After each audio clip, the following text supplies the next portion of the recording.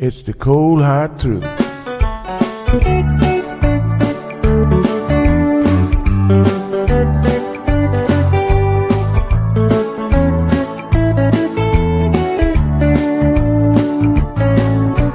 Everyone really want to know what's going on with her show. Just get on the air and you will know it's Sandra. The queen of the mile road is here, helping people from everywhere. Get on the phone and you will hear Sandra. Now she will tell you how it goes. Now don't you ever step on her toes, 'cause you will hear the cold hard truth from Sandra. They say she's the hero in town, helping people from all around. You get a call, your money is found, it's Sandra.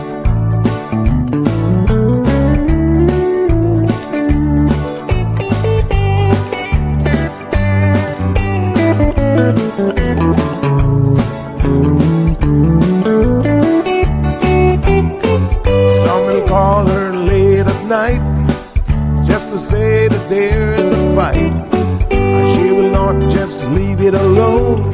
She'll get up and call on the phone, and when politics starts on her show, everyone really wants to know the way the things will really go with Sandra.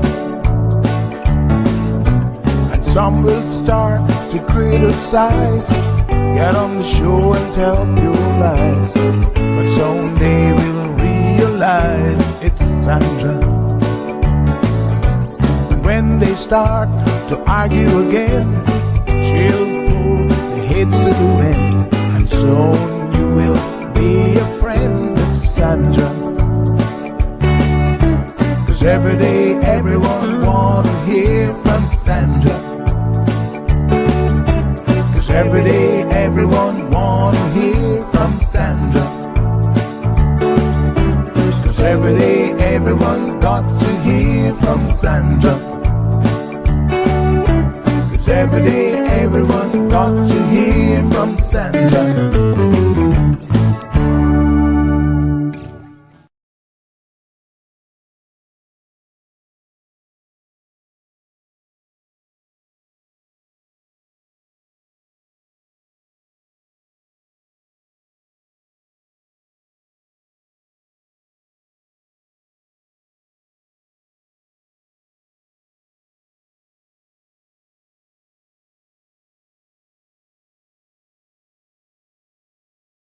Good morning, K-Man. Happy Friday.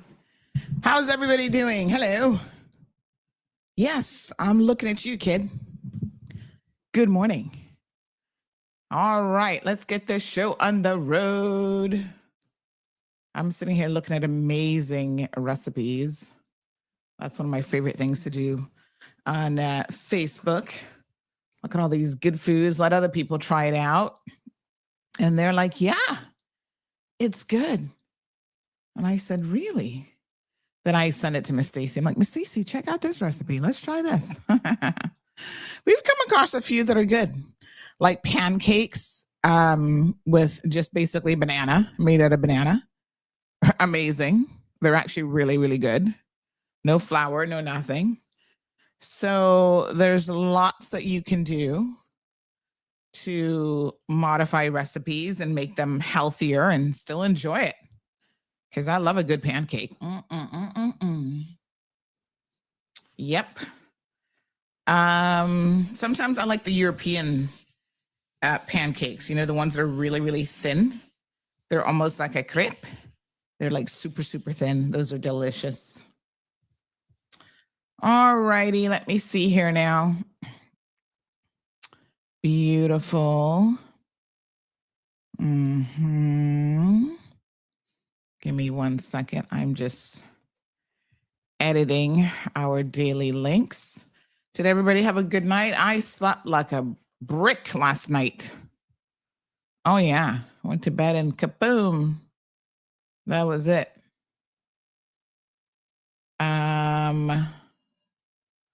I was obviously tired. And it's important to listen to your body. My body was like, we are not staying up till midnight tonight, lady.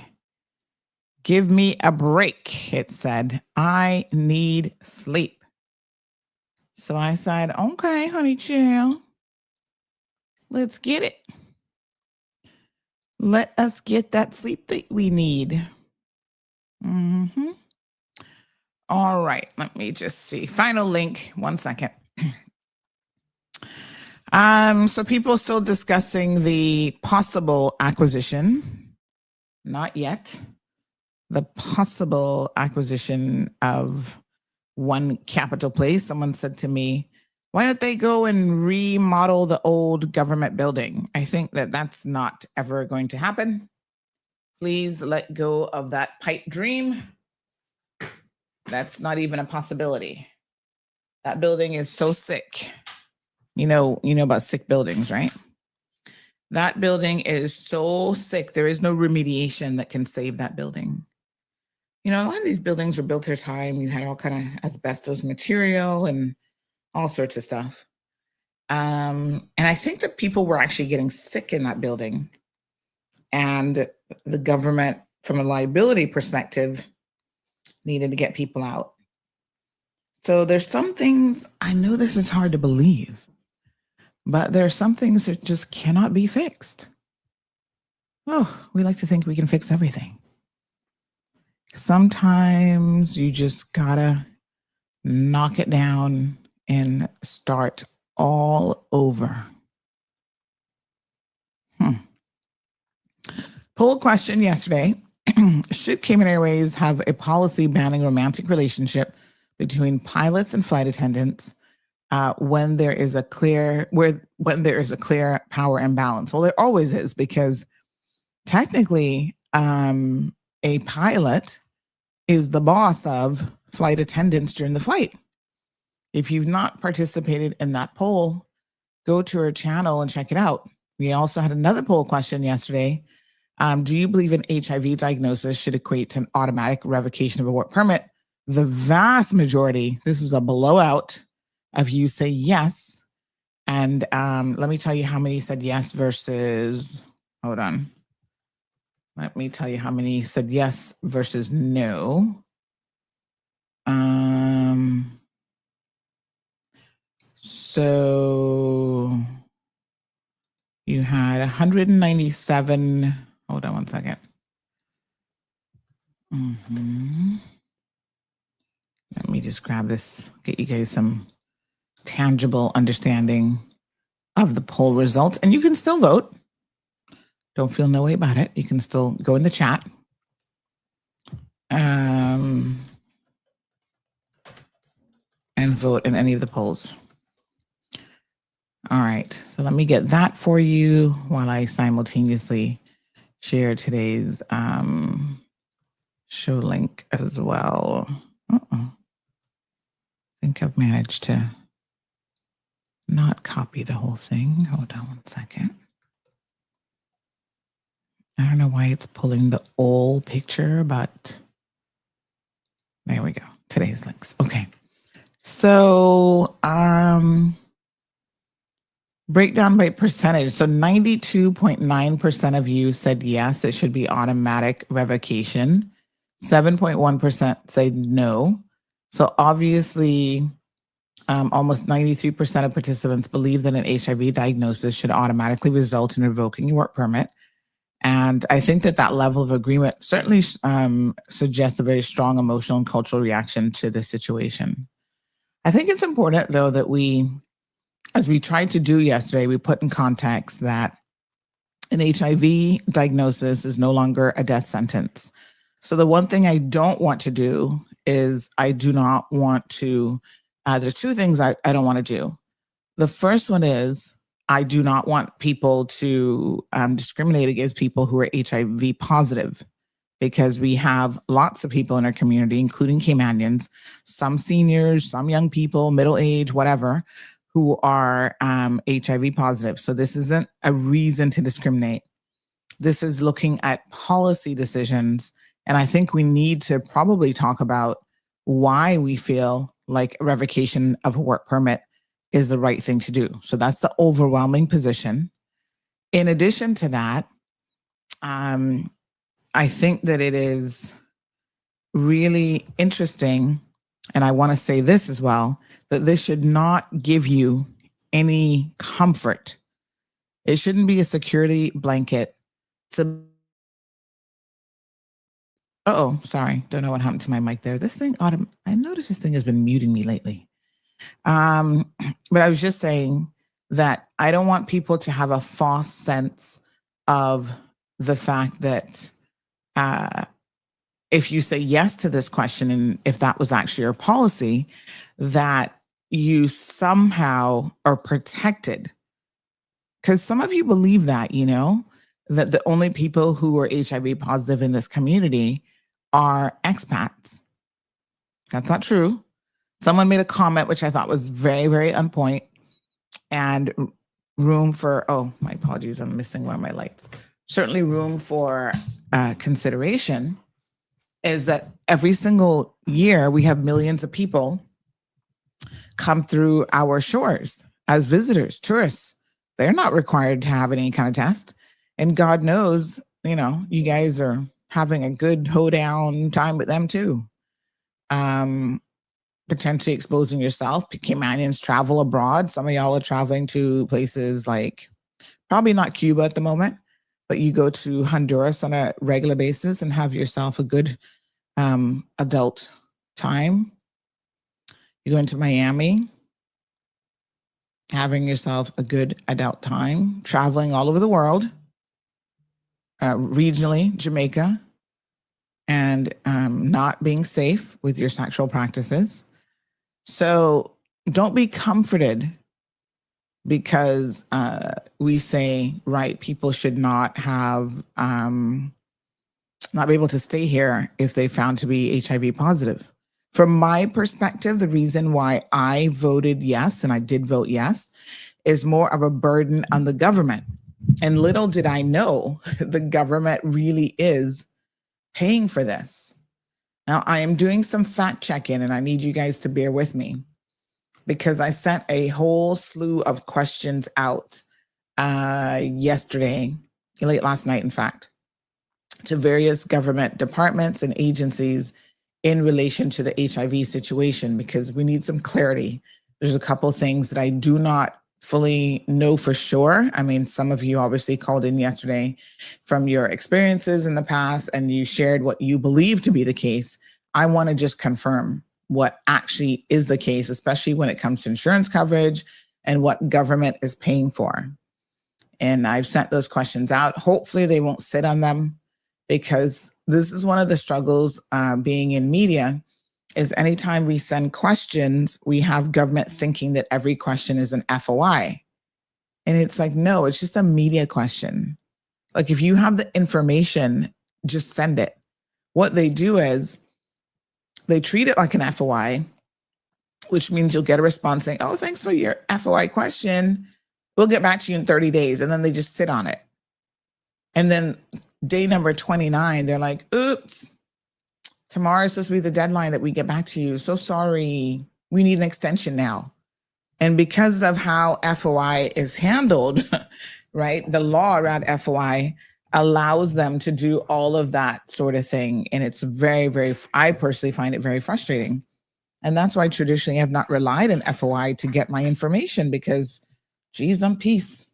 Months later, and then they come back and give you some ridiculous response, like we did with the whole, when we try to get information on, remember that the concert that they had here?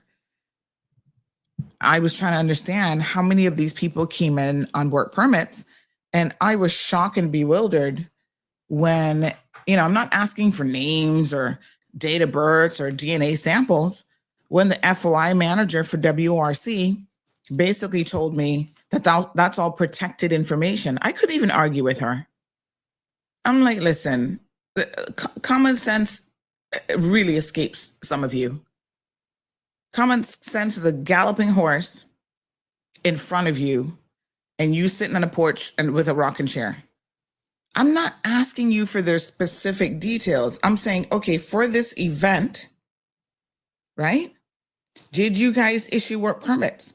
How many for bartenders? How many for bouncers? How many, because there was quite a bit of information that no Caymanians are working that event. And in fact, if WRC really had any sense, they would have picked up what I was actually trying to get them to look into, which is that they had people working that event, bartenders and so on, who were working and didn't have a work permit. But no, their response was like, oh, sorry, that's exempt. That is just the laziness of FOI. That law has been such a failure in so many respects. And then you see they're so quick to deny an FOI request that a lot of times media houses have to then legally challenge them. I ain't got no time for that. I'm going to be honest with you. I got a legal challenge that's going to be coming to them judges about how they're trying to protect people by forcing media not to name them. That's a valid legal challenge. But I don't have any time to challenge every single FOI request because these people refuse to give you information. And then the other thing is a lot of times they don't have the information because we remain very slack with documentation in government. So the other thing that I'm trying to ascertain, and like I said, I'm kind of not all that hopeful with this FOI situation, given my previous experience with the manager there and just getting information, nothing personal, but the lack of response was just like, ugh, whatever. I'm also trying to understand that story out of Cayman Brack with the woman. And let me put it this way. I do have reason to believe, because, I've been digging. Y'all know Detective Sandy on the job. I have been digging, and I have reason to believe that there's actually a good degree of truth to the story. And in fact, my preliminary research on this has Juliana O'Connor Conley's fingers all over it in terms of a cover-up. She acting like she's surprised in Parliament. That's what somebody said. I didn't listen. But somebody said to me, oh, she was like shocked to know. And she's like, oh my God, I can't believe this happened. If that is an accurate description of what happened in Parliament, she's a liar. I mean, I've always known she's a liar, but I'm just saying. On this, if that's what she's telling people, that she didn't know that there was a woman named Cayman Brack who is alleged to have infected up to 6 people, right? And that story was circulating. And this is the first she hearing it, and she acting all surprised. She is lying. She knew. And not only did she know, but my sources reveal she took steps to cover it up. I already have where the woman was from and a basic understanding of what went down. I'm hoping now that WRC isn't in the business of lying and that they will provide me with the details I need to confirm and to fill in the other bits and pieces of the puzzle. This is dangerous. And our people are misguided and they lie in order to protect their own backsides. And in the process of doing that, they're putting people's lives at risk. I had to put on a little bit of face there. All right, Olivia, good morning. So we will get to the bottom of it one way or the other. I want to get some official confirmation, but at the same time, if I can't get anything out of the FOI, you better believe that my side job, I should be a detective. Do you guys want to know how good my detective skills are? Can we come a little bit closer? I'm going to share this with you. Low key, I am really good at certain things. And boy, I am good at digging. I figure in a previous life, I was either a grave digger, like digging that deep, 6 feet under, or I was a dog. with those paws, digging. Who else are good at diggers? What animals are good diggers? But listen to this. Yesterday, we got wind of this story. You guys saw this story on our website about this guy who is evading taxes. Meerkats and rabbits are good diggers. There you go. I was a rabbit. Yeah, there we go. You saw this story posted about this guy who concealed millions of dollars, and then he tried to renounce his U.S. citizenship. So they got him on the hook for a big scam. Of course, he's involved in Bitcoin. Go figure. So anyway, someone sent us a lead on this, and I started reading up on it. And I noticed that every single article that we read, nobody had his picture. And I said, what? No, something not right, yeah? So, you know us, we like a good photo. I always tell people, friends, acquaintances, people I know, they're like, Sandy, if I'm caught stealing or this or that, you can put me up on Mall Road. And I said, of course I am. Is that even a question?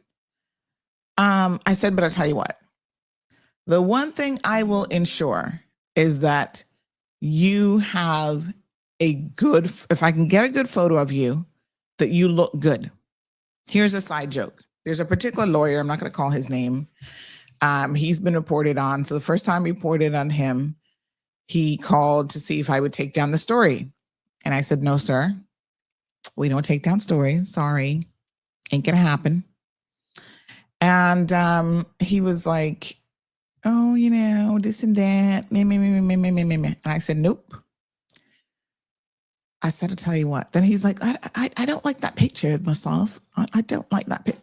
And I said, you don't? And I said, well, send us a better picture. I mean, not for nothing. You're right. It's not really a particularly good picture, but it's all we had. So I will agree to change the photo for you. So he sent an updated picture and we used that picture. No problem. So we will change your photo. If you want a better looking photo of yourself, glam and whatever, yeah, we got you. But are we going to take it down? No. So this guy, nobody had a picture of him. And I mean, he's all over. The story is quite viral. I'm surprised we didn't pick up on it. So thank you to the astute listener who shared it with us yesterday. And somebody said moles are good diggers too. Ooh la la. So anywho, so I said to Renee, we got to find his photo. And trust me, what happens is once these guys start to get in trouble, and he has a very familiar name too, they start to scrub themselves from the internet. And he must have done some on the knees with a good hard wool cloth or what we call them, scrubbers there with the rough side and the soft side. He was in the rough side, child. He was scrubbing deep. He had some Ajax and he was trying to scrub himself from having an online presence. So I've come up with a new strategy. And so we had to do some reverse engineering in order to find him. And look at that. Look at Jesus. Look at Auntie Sandy and her investigative skills. We found him, Chinny Chill. So there he is. That's what he looks like. We found several pictures of him. And I'm telling you, you go and Google his name. We're the only ones around the world who actually managed to find him. But we did. There he is, moonlighting as a Caymanian, because all these articles was like, Cayman resident. And no, Cayman national. And I said, Cayman national? Just hold your horses here. Because I've never heard of this guy. His last name is Schmidt. For a second there, I said, I wonder if he's related to our good guy there from West Bay, Pilot Schmidt. And I say, I know one thing. They only had the one son, Patrick. So I said, no, he can't be for him. Could he be a long lost cousin that has come to the Cayman Islands? Well, that certainly would not entitle him to Cayman status. So I said, this is suspicious. And so I immediately started looking him up, and no, he not one of us, child. Talking about Cayman National. I said, really? Oh, Cayman National. Did. I'm like, And I made sure I tell Renee, since I said, please do not call him a Caymanian. Yes, some fool gave him residency or status or something. But let us be clear, he's not one of us, and we are not about to change him. Claim him. So I said, kindly call him a Cayman resident. And then in the details, you can explain that somehow he got British. Looks like he went the British nationality way, and then naturalization, I guess, and then probably got Cayman status after that. But here's the joker. Concealed millions of dollars before he tried to renounce his U.S. citizenship. Right? Not so much so. So he actually, funny enough, used to work for Frank Schillings at Uniregistry. I did think that was rather interesting tidbit of information about him. And his name is Justin Schmidt. Yeah. That is so funny. I was actually going to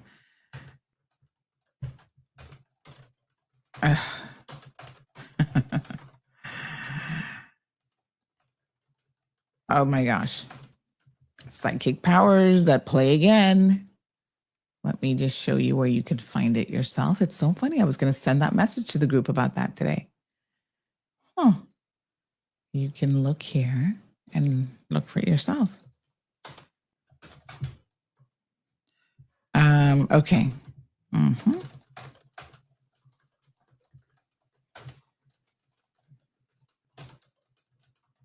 Okay. All righty. Very good. So,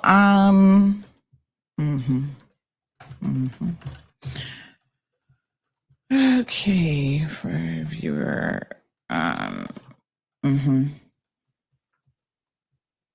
okay. Very good. All right. So,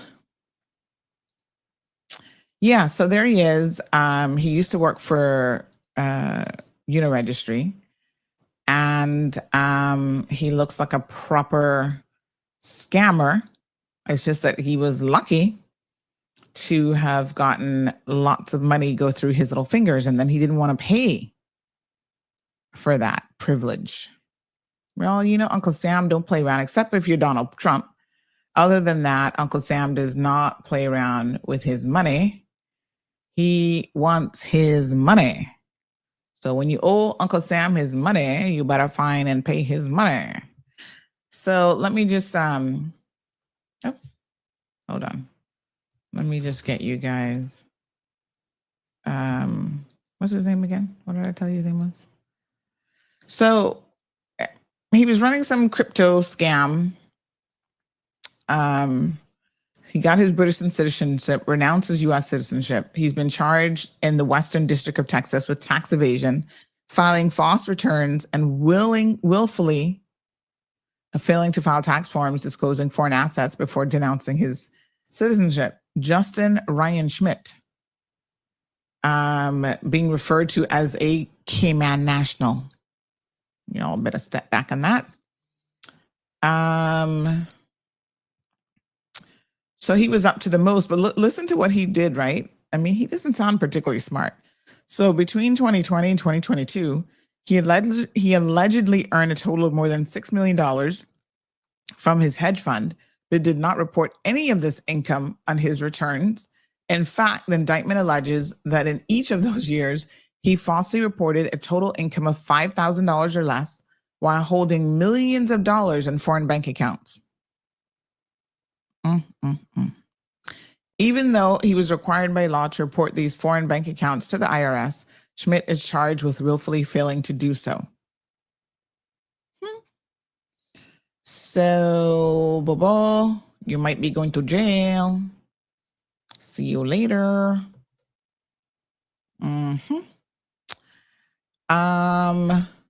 So he worked for Uniregistry. Let me give you a little bit of the DL on him.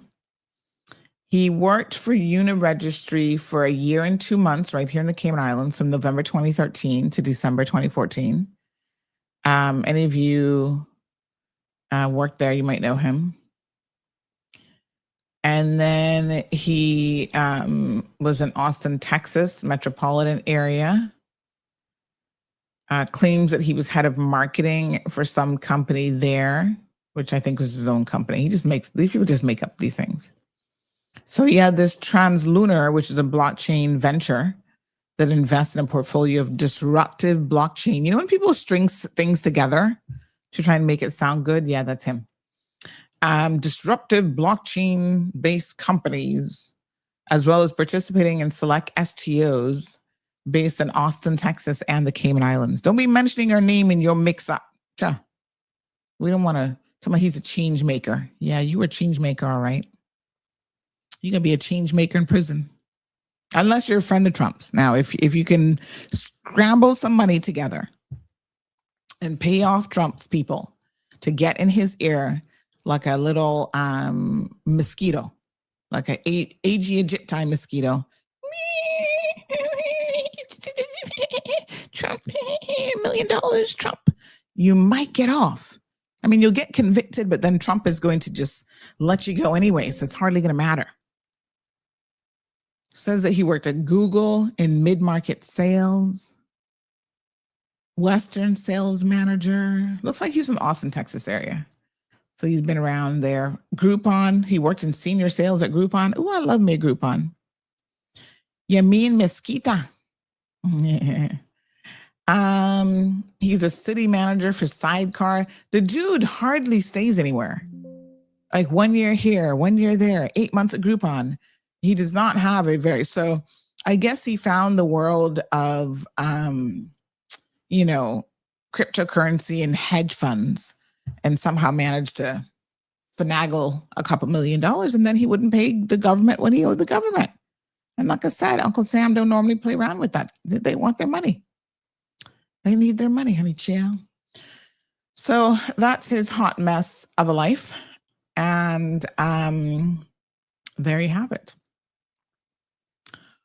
All right. So go read up the story. It's a very, very interesting one. No, for sure. Yeah. But we got him. We got him. We got him. What a mess. All right. You can't hide from CMR. Sorry. Let me see what else. Hide millions of dollars. I know some of that money is here in Cayman, foreign bank accounts. That means us, honey jail. You got some of that money right here. So don't worry. Those people will be messaging you banks soon to say, hand over the funds. One thing with the Americans, they can sure recover assets very, very quickly. Cayman should learn a thing or two about asset recovery, especially SEMA. They be waiting for so long that by the time they get on it, the money be gone because some other authority has grabbed it up real fast. He bought a Snowmass Village, Colorado property for $5.8 million and turned around shortly thereafter and sold it for $9 million without reporting the gains. This is in the indictment documents. You can go to the Department of Justice, Office of Public Affairs, and they have reported all of this. Now, I got to tell you, that house flip, and he did it really, really quickly. This purchase back in 2023, he literally sold it a few months later. So he bought it for $5.8 million. And a few months later, he turned around and sold it for $9 million. That is one of the most, I'm like, huh? How did he do that? I don't know, but he sure did. He flipped that house real fast and almost doubled his return. What a hot mess. And yes, he did not report the gains from that either. And Uncle Sam, you got to report everything. That's one of the reasons I would not want to be an American citizen. I gave up my little residency papers a long time ago. I'm like, you can keep that, honey child, not worth it. They want you to report in everything. Like if you own property and you get rental income, you got to report that to them. Uncle Sam, except if you're, the rich, or they have lawyers and accountants and people who are very good at ensuring that they pay little to nothing. That's why Trump was so upset why he wants to sue the IRS, is because when those documents were released, it showed that he wasn't paying any taxes. And how does he not manage, as rich as he claims he is, even if his number's not accurate, we know he got money. He balling at some level. How is it that he not paying no taxes? America is just so crazy. But anyway, those who have it don't always pay it, So this guy is looking at a maximum penalty of 5 years in prison for tax evasion, 3 years in prison for each count of filing false tax returns, and 5 years in prison for each count of willfully failing to file forms disclosing foreign bank accounts. We'll keep you posted on what happens next with Mr. Schmidt, Justin Ryan. Hot mess. All right, let's keep it moving this morning. Buenos dias to everybody. Good morning, Miss Gina. Lavana's in the house. Alex, what's frustrating? What were we talking about at 7:48 that was frustrating? Bill says, hello, Caymans. We're going to laugh with you, Bill. Kathy, Abby's missing Johan, saying Johan is running late to class, but asked me to ask who's getting blazed up today. That is so funny. Funny. Where is Johan? He's been kind of quiet lately. I know he was sick. And then I feel like he's been working, Hi, good to the people that came in Islands and to my Jamaican people that came. Hello, Angela. Good morning. Good morning. Good morning.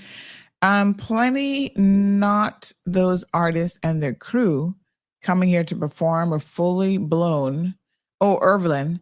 And when they perform here, these girls and ladies, they're not ladies, but girls and women, be breaking down their hotel room doors to go have intercourse with them. Oh, all of that. Well, not for nothing, Irvelin, but I would have to agree with you. Celebrities have that effect on women.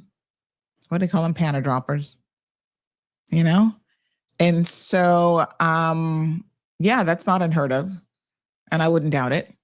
And the last thing that they're thinking about is protection. How do you just meet a total stranger?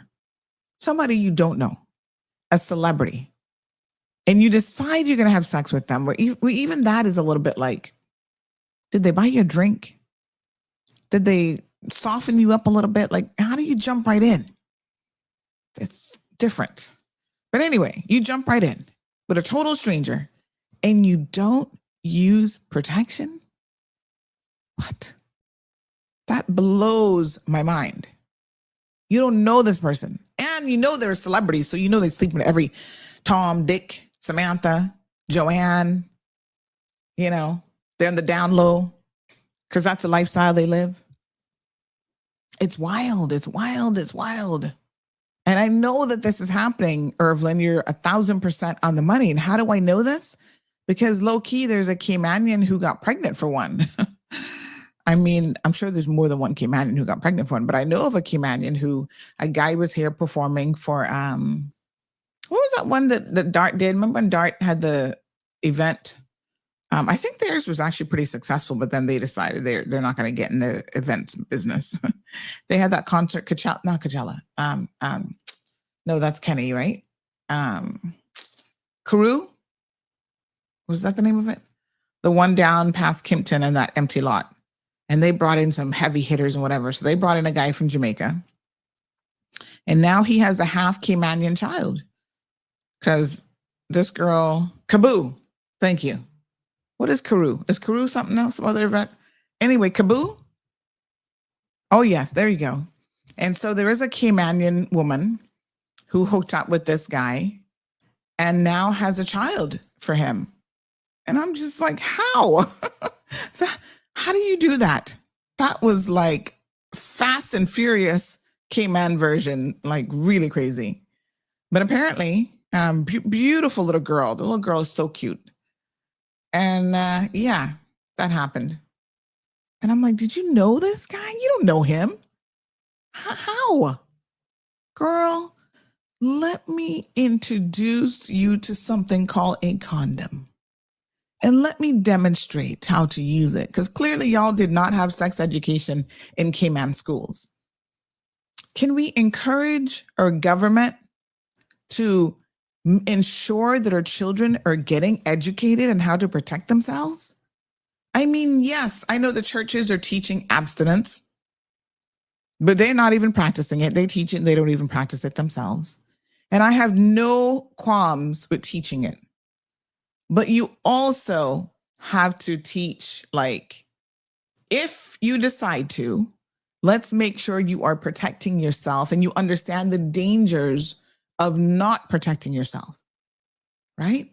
STDs, HIV, getting pregnant with a child that now this dude, he not gonna marry you and he's not interested in coming to the Cayman Islands and living with you. So now your poor child is gonna have, a single parent household. You know what I saw recently? I want to see if I can find the video because I'm sure I would have saved this video. This is such a shocking situation. So, the diary of a CEO guy, that guy, Stephen Bartlett. I really enjoy him and I subscribe to him on Facebook and I don't often go and watch his full videos because they tend to be really long. I mean, he goes deep with his, content, but I love the video shorts. And there is a guy that he was interviewing. Let me see if this is it. I'm going to see if this is the one. There's a guy that he was interviewing recently. The stuff about Jeffrey Epstein, I am all in about he was a spy. I believe it. I'm like, yeah, that makes total sense. That explains a lot of the unexplainables about Jeffrey. So anyway, there's another guy who he was interviewing. I can't remember. I'll see if I can find it. But he was asking him the question of what is the single most, what is the number one indicator of, I can't remember exactly how he worded it, but basically what is the number one thing that you should be looking for, the number one indicator that a child will be abused in their household? And of course, my ears were like, oh, there is a number one indicator? What on earth would that be? And so, Stephen tried to guess and he was guessing all this stuff. And the guy was like, nope. You know what it is? Having a step parent in the house. I was like, what? Really? Yeah. That blew, I'm going to see if I can find that video because that really blew my mind. I'm like, no way. Are you kidding? Apparently so. Having a step parent in the home. And I thought to myself, wow, that's low-key crazy. Anyway, these girls, unfortunately, are not thinking about the long game, right? A celebrity comes here. Okay, we have, quite a few coming here soon for concerts. They don't have a stellar reputation when it comes to women. Why are y'all even... Child, please. I don't even want them people brushing up against me because I'm like, ugh, probably going to get ringworm on my arm. I'll be like, phew, wiping that off. So let's just be smart, especially women, but men too, because y'all be out here doing the most, catching the most, and taking it home to your lovely wives who are, behaving themselves. So yeah, what a hot mess. Well, Johan is now here. He says today's CMR mantra should be, let groupies be a groupie. Oh, Johan, I'm going to just pray for you. Morning, Emma. Good morning, Delcy, joining us from the US of A. Brown Sugar in the house. So yes, participate in the poll question. The second poll question about Cayman Airways, I'm going to really, I know the current guy that I'm thinking of who's messing with this young girl thinks that I'm trying to come after him and Bobo Pilot. And I'm really coming after you, but I do believe what you're doing is completely wrong. And you're going to mess up this girl's life. You're never going to marry her. You're not going to, speaking of people in these relations, right? You're never going to marry her. I bet you're still going home to your wife and dipping in that as well. Wife, you should divorce him and take as much as you. There's no prenups in Cayman, first of all. So you divorce him. Don't worry about the finances. I don't know if they have any kids together, but you divorce him and take him to the cleaners because you got all the evidence you need that he's sleeping with this stewardess all over New York with her and all kind of foolishness, like they're on a honeymoon, on a constant honeymoon. Now, the main reason why, in this one, hold on, let me get you the stats on this poll so far. Go vote. This one dropped yesterday as well. The main reason why I have an issue with this, I'm not the morality police here by no stretch of the imagination, but what I do know is that this is disruptive to the crew. You see, because it is impossible for these pilots to have a work relationship with a flight attendant and not show favoritism.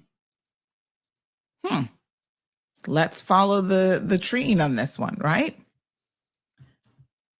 She's working, apparently they get, I'm no expert with Cayman Airways, but apparently they get assigned, like when you're on a flight, the different sections. So some of them, you'll notice, get assigned to first class, right? Normally first class has two flight attendants working it. And then I guess you have the middle section of the plane gets assigned to whoever, and then the back of the plane. And, they work collaboratively, handing out the little drinks and snack samples and whatever. This girl will be working all the way in the back of the plane. And this pilot with his dodo Caymanian brain is requesting her to bring him his beverage and snack in the cockpit. First of all, why do they need a snack? I mean, we paying the tickets and everything, and they're getting paid. What y'all snacking for? It's an hour and 15-minute flight. You don't need no snack. And if you're that tired, you need a little cup of coffee. All right, we'll let the coffee slide. But you don't need no sandwich or nothing else. So yes, he's requesting her all the way in the back of the plane to come and serve him. What in the bejesus is this foolishness? This is low-key some kind of power trip or some kind of kinky OnlyFans-ish going on. He has a fantasy about stewardess and flight attendants waiting on him hand and foot, apparently. I'm watching you, and I don't like what I see. And so, yes, if we need to mash up this dollhouse, Johan, I don't care what you think and what you want to say about people and their right to, having a side piece in certain circumstances. I mean, listen, like I said, I'm not the morality police. And I'm not here to say that I've been a perfect person in any stretch of the imagination. But there are things that are happening on those planes that are causing some of those flight attendants to have mental health issues as well. And that is including having relations with some of these pilots. Now, I know of a young lady that Cayman Airways actually terminated because they had questions about her mental health and her stability. So I'm thinking, if y'all feel that strongly about letting her go for that reason, and by the way, they didn't really have the evidence to do it. If I were her, I would have fought that a bit more. But yet you're going to allow this pilot and stewardess relationship, which this is not the first time, to be happening right under your noses, and then everybody knows about it? No. I'm not in favor of this, not at all. Not at all. So, Cayman Airways, two major issues here. The first issue is from a legal perspective. You are opening yourself up for some real problems. You know that this is a historical issue. You ignore it.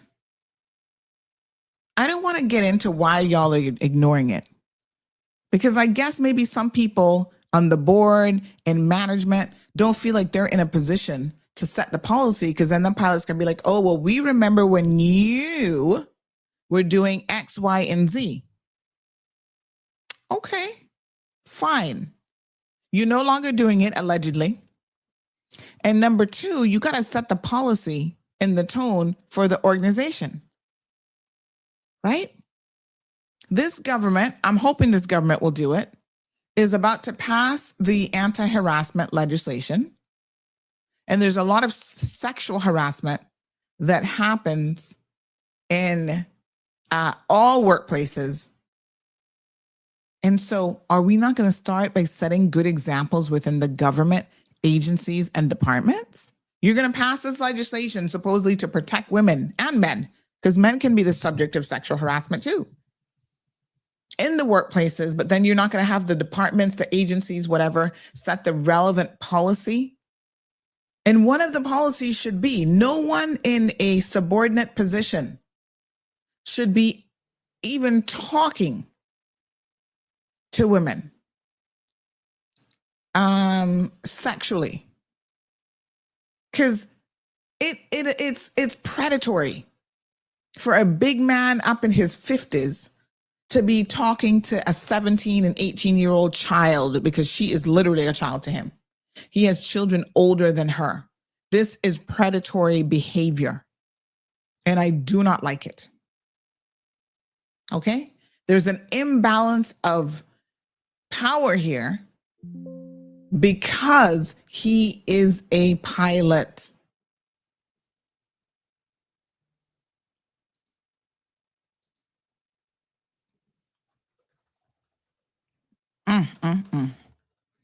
And it shouldn't be allowed. So I know Cayman Airways listens to the program, and I know that they're listening this morning. And I think that if you guys are running a tight ship, you would put this policy in place that there should be zero fraternizing like this between the flight attendants and the pilots. The dangers of it is just too much. There's room for something to go wrong. And y'all not gonna see it until Auntie, I done put my goat mouth on it, I guess, by even talking about it. But the one day that one of those flight attendants lose their mind because all of a sudden he's broken up with her and decided to start up something with another flight attendant, then what? And you know, the sad thing about it is whenever something does happen, because there've been other minor things that have happened, right? Who they get rid of is not the pilot. They're not going to fire the pilot. They're going to fire her. The subordinate little girl that needs that little flight attendant job making $2,000 a month. That is who is going to get fired. And then you ruin your life, because when you go apply for another job, well, why did you get fired from Cayman Airways? Like, who gets fired from Cayman Airways? Oh, I was dipping in the pond and then, lost it emotionally. Get yourselves together. Anthony says, what about the recently released Cayman Airways flight attendant who was arrested for cocaine possession and is presently in the court? What? Which one is she? Oh, I haven't heard about this one, Anthony. So possession in that she was using it like for herself, her own personal use, or she was bringing it in on the plane, or how was she getting it? I mean, I have a lot of questions. Yeah, I haven't heard about that one. You got a name? Send me her name. We can see if it's on the court list. KK say that's normal though. Pilots and flight attendants, nothing new, boo. I hear you, and I know that it happens a lot because they are, I don't even know, because there are other people who work in close proximity, but I guess, part of it is they travel sometimes, although most of our flights are like not that long. Like we're overnighting like one night for the longer hauls because of the requirements, right, of people getting enough rest. But they sure have time to entertain each other. But it's like doctors and nurses. You know how many doctors end up starting relationship with nurses in their offices? Sometimes they marry them, sometimes they don't. It's just a side chick. It's just an affair. So I normalizing it and say it happens all the time. Well, I would say to you, so does child abuse. That doesn't make that right.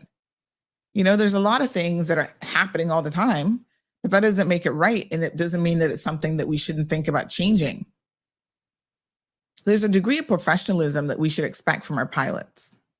You have a whole big world out there that you could be having extramarital affairs with. I mean, yeah, there's a lot of people who would entertain you. Look at William Bodden. He's like the international king of affairs, right? He even married two of them at the same time, having children that the Cayman wife had no clue about. Oh yeah, she was a flight attendant too. Oh gosh, darn it. He's another example of what not to do. But you could go international. Robert says, isn't it possible to change their schedule, get more than one plane shift, then shift them up? Why should we do all of that? Because what they do is, Cayman Airways only has so many routes, right? They purposely try to request, and I don't know who's doing the scheduling over at Cayman Airways, but she will request to be on his flight and vice versa. I guess they actually do the opposite, Robert, where they actually will try to coordinate when they can be together, right? So they try to coordinate their work schedule so that they can overnight, like in New York together, the other long hauls, and then they get there and they go around playing like they're stewardess and tourists. And I'm assuming Cayman Airways pays for those hotel flights, right? Or the hotel stays when their staff have to overnight. So they're paying for 2 rooms, but they only use in one. But why should the scheduler even have to go out of their way to try and coordinate a schedule based on the fact that these two are having relations? It shouldn't be allowed. So I'm not in support of it. All right. People listening have an opinion on this. Let's have a look at what you guys are saying.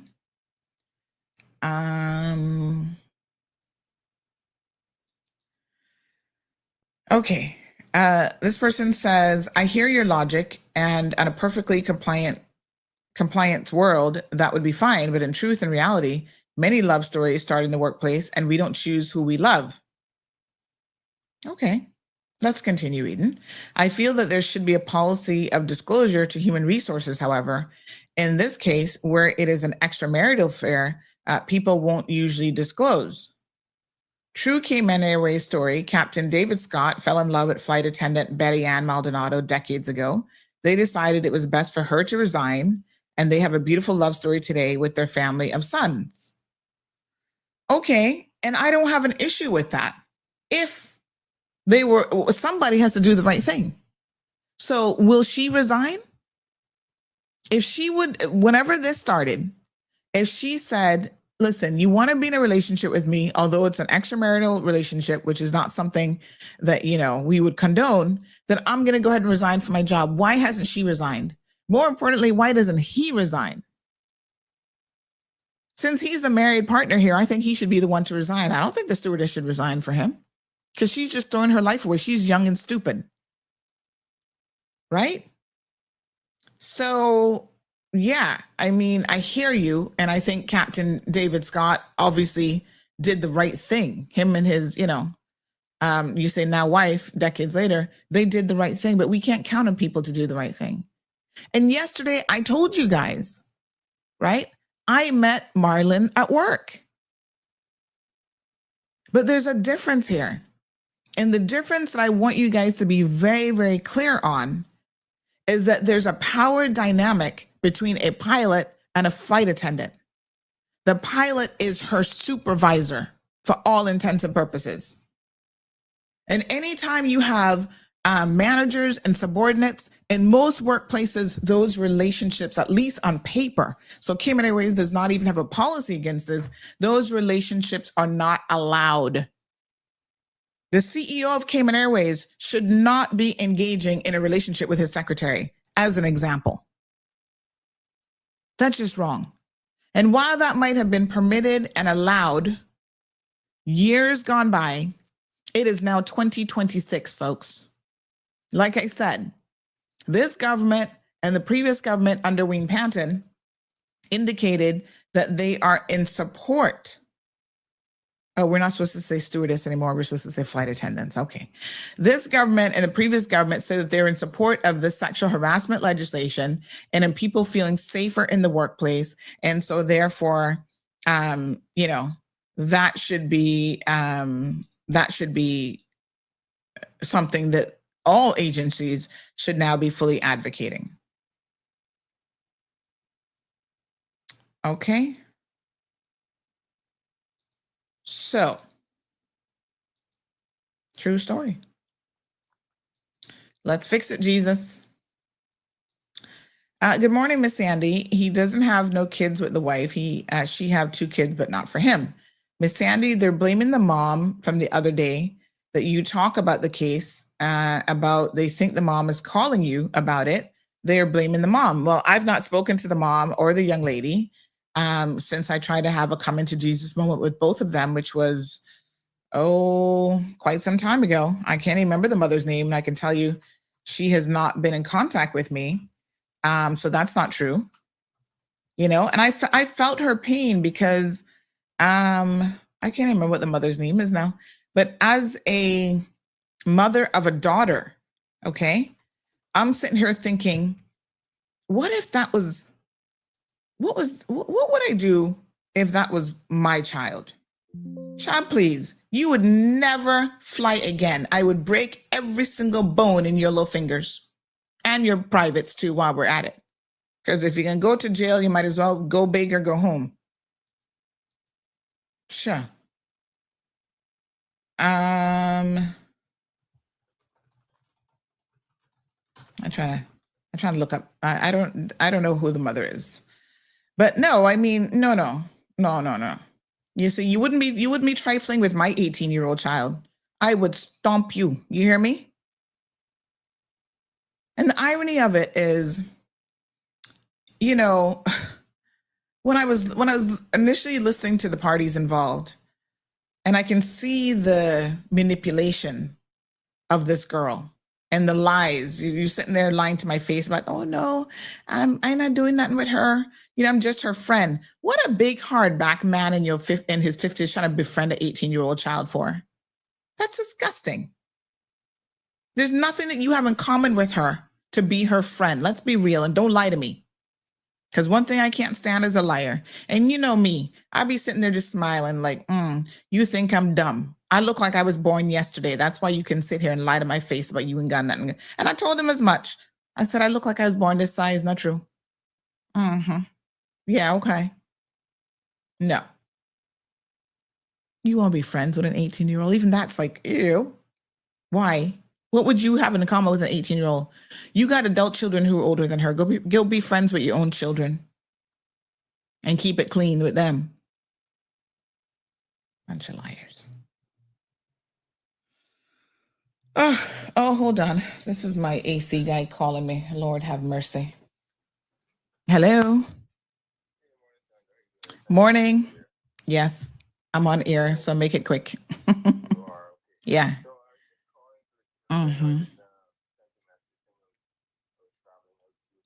Okay. Okay. No problem. All right. Thanks. Bye-bye. So El Rey is here for it. He's going to defend this foolishness. He says, but aren't they both consenting adults? Here's the issue. They're in a power play position. I think y'all are missing the point here, El Rey. What an 18-year-old can consent to? Well, yes. And this was his argument too. Well, she is an adult. I'm like, barely. The brain does not fully develop until she's 25. So I could make the argument that she's not an adult at all, but I guess she's over the legal age of consent. Let's put it that way. But El Rey, do you not understand the dynamics of the manager versus, subordinate relationship and why that shouldn't be allowed? You work for Flo. Does Flo have a policy against sexual harassment in the workplace and these fraternizing types of relationships? All universities have them. A professor can't date a student. So there's nothing good that comes out of these relationships. And most people have acknowledged, yes, it is about the power. There's a power dynamic here. That's the primary reason why it should not be allowed in the workplace. I'm overreaching? Am I really? Am I really? You're a manager at Flo, right? Are you permitted under Flo's policy to have relationships with someone who works under you? That should never be, if that's the case, it shouldn't be allowed. And we know organizations have put these policies in place from a long time ago. And all I'm saying is the power dynamics of these workplace and relationships have to be looked at. Hold on. I'm going to give you some examples of where this is not allowed.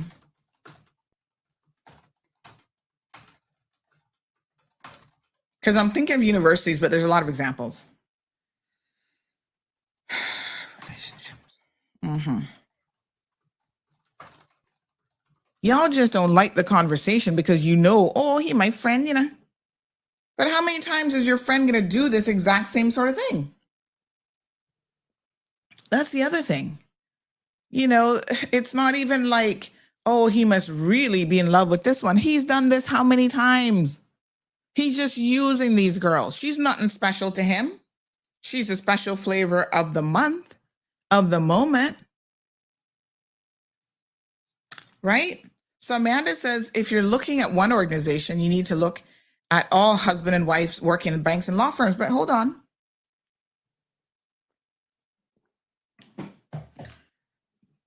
It's not just about husbands and wives.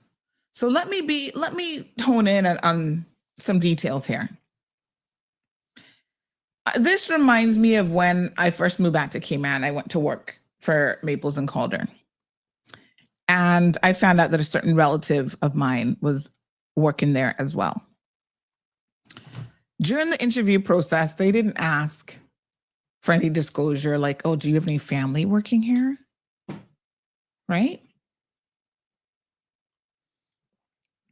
They actually had, at one point, we had two lawyers who were husband and wife. They were, I think they came as husband and wives, right?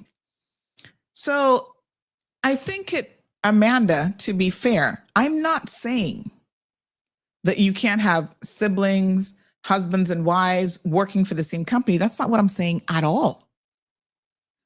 But you can bet your bottom dollar that no bank in their right mind, CNB, for example, is going to put a husband or wife in a senior position, and then under them would be a subordinate relative that is close, whether it's a child or a spouse. That would never happen. That is what I'm talking about, the dynamics of the relationship. If you have two tellers who are engaging in a relationship, I don't think it's great for business, but that again is a different situation. One is not in a subordinate position to the other one. And that's the point that I'm trying to get to here, is that those subordinate, the power dynamic relationships. Now, my assistant here, I was trying to look for some cases of this. Lots of workplaces have these restrictions in place: manager, direct report, pairings in offices, retail and hospitality, faculty, student, coach, and athlete relationships at universities and schools. Institutions now ban outright due to consent and power concerns. Medical and legal settings, right? Professionals are barred from romantic relationship with patients. Yes, a doctor and a patient, that's never supposed to happen. Or clients who inherently depend on their dependence and their trust. All of these types of relationships mirror the pilot and flight attendant scenario that I'm trying to talk to you about. Institutions have to hold people accountable. Everything from opportunities for people to be able to, fly certain destinations as a flight attendant, safety, the well-being, all these things are potentially impacted by these romantic relationships. Good morning, caller. Oh, hold on 1 second. I cannot hear you. 1 second. Let me just unplug the phone. Try to plug it back in. Hello? Oh, no, I still can't hear you. All right, let me just restart the phone and I will call you back. Give me 1 second here. So, you know, and like I said, if this was a one-off situation with the pilot, you could maybe try to convince me that somehow he's in love with somebody else other than his wife. Meanwhile, he's not leaving the wife, you know. If this relationship is really worth it to you, let me challenge you this morning, sir. Divorce your wife. Leave her. Go ahead. Do it. If you're serious about this little 18-year-old child, leave your wife for her. You see? Everybody know that not happening. Nope. Not at all. Let's see if I can get this caller back. Oops. Let's see.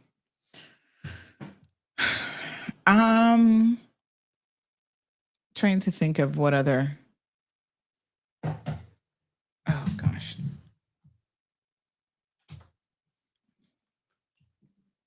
Yes, hello. Yes, there we go. Morning, caller. Morning, Sandy. Morning. How are you feeling? Hello? Yes, sir. I can hear you loud and clear now. Okay, I'm blessed and highly favored, and I hope you are too. Yes, but, always. I call in to get a reasoning on your reasoning of what you're reasoning about this workplace stuff, right? Mm-hmm. Well, first of all, I want to say that I've been working for one institution for over 20 years, right? Yes, and sir. I have a rule for myself. This is my personal self. I would never want to have a relationship with nobody at work. Mm-hmm. And that's over 20 years, and I've been practicing that. It's never happened. Mm-hmm. Okay? But I go to say this, certain institutions, you can't have family members, or you can't have relatives, or you can't have partners, because it's a conflict of interest, like banks, as we're talking about, you know? I have other institutions where person like that you don't have those kind of stuff going on. Yeah. But with your reasoning now, I got to find out something now. So you're saying, if I'm a doctor, I mustn't date nobody at Burger King, or because that's a hierarchy? Sir, come on now. No. I'm not trying to catch your reasoning. It's in it's in the same workplace, the same company, the same workplace. So if I'm if I'm a 50-year-old doctor, I can send 18-year-old Burger King worker. If you want to, that's your business. But you can't you can't do that if she works under you. Okay, I understand what the relationship is about the workplace. I understand what you're saying. Okay. No, I mean, I just wanted to get your reasoning, but I understand, and I support what you're saying with that. Yes. You know? And let me put it this way. There's always that's there. Right. And he is her supervisor on the flight. Okay. No problem.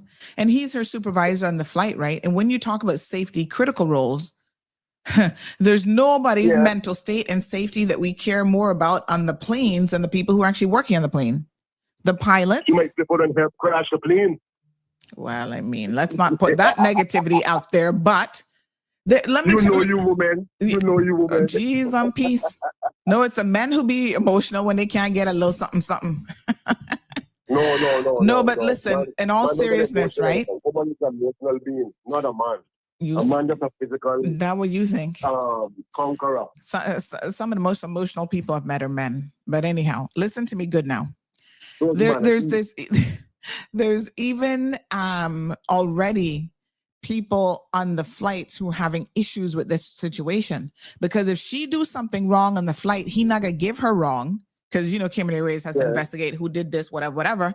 He's gonna support her position and give her right, and the other flight attendants already feeling a way about it. Well, so this not gonna work. As with the example of the bank, that's the same situation. It's a very uncomfortable working. You don't know what to trust with that, because you don't know who's covering for who, and he not get his wife wrong when she's wrong. The wife will support the husband. So yeah, I totally agree with what you say about that hierarchy in the workplace. But I just want to know where you were coming from. If it was like, if I'm a doctor and I can't date nobody who works on sanitary work. No. Well, It's I got you. Well, in we're the on workplace. the same page. We're on the same page, Sandy. I agree with that too. You have a great day, love. All right, darling. Thanks so much. Yeah, I want to be clear. I'm talking about in the workplace. In the workplace. This is a subordinate position at work. I mean, that's a whole other question about, you know, what you guys are attracted to in terms of young girls. I am personally a little bit ick and disgusted when I see big men attracted to very young girls. You know, yes, everybody is a consenting adult. For me, the widest age gap relationship was 15 years. And even when I look back on that, I think that it creates issues in the relationship for other reasons. Not that we were not both consenting adults, but the younger she is and the bigger the age gap is. And when you start to get to the point where you've got children that are older than her, that's a different conversation. But low key, I think that behavior is predatory. This child has not lived her life at all. But it became she's still a virgin. I want to take her virginity game. That's what this is about. And a lot of these pilots, I'm not asking you, I'm telling you, when they see fresh meat come on those Cayman Airways planes, and this is why Cayman Airways needs to stop it, because they know that historically it has been a problem. The second they see fresh meat come there as a flight attendant, it's a game with the no good pilots who can get to her first, right? And they're just adding a little mark to their bedposts. Another one, and they can string you along for a little bit. And then when he's tired with her, he can just dump her to the side. Heaven forbid, somebody said, she might be 20 now or whatever. Yeah, okay. Heaven forbid another 18-year-old show up that's younger than her and pretty there. He can kick her to the side. And then what's going to happen on the flight with these women fighting over a pilot and fighting over a man? It shouldn't be allowed. Andrew says it's called power dominance, men boosting their ego, disgusting situation all over the world, Epstein style. Kaboom! Oh, Lord, that sounds that was loud in my ear. Let me turn that one down a little bit. Conflict of interest, own internal conflicts, power dynamics is lucky body. Y'all getting it. Hormones made me some stupid decisions when I was like 19 or 20. And Abby, not just hormones. You are not yet mature. Your brain does not fully develop until 25. That's why the definition of youth and a young person takes you up to 25. So technically, yes, she is an adult. Experience-wise, maturity-wise, everything else, she is not. The real Michelle says it's all about ego. Too bad these dusty, lusty old men don't see the power imbalance. And you know what? I would want to think Fabian Worms, who is the CEO of Cayman Airways, should be very, very concerned about addressing this issue. This is another reason why you need to have women in position of power, in positions of CEO. Because women understand the dynamics of a young little girl and how she's all goo-goo gaga over somebody being a pilot. She has no education. She has no experience in life, nothing. This would be like her thinking she's won the lottery, poor child. I hope you got that HIV and STD test done too while you're at it. Not only pilots, what about politicians and senior government officials? They all prey on vulnerable women. Yes. I mean, women out here, you got to be standing strong, honey child. Because any man or woman, somebody said women doing it too. Let's be inclusive here. Any man or woman who is in a power position, they have the opportunity to take advantage of that for sexual reasons. At 9:30, I'm going to play a video. I can't play it before because it has some very creative words in it. But I'm going to play a video for you guys about this whole thing with Kristi Noem, who was just fired yesterday by Donald Trump. He fired her from Homeland Security and then turned around and he says by this weekend, he's going to create a new position for her. Only in the Trump administration do you get fired and then he turns around and makes up a job for you. But there's allegations that she was sleeping with her subordinate as well.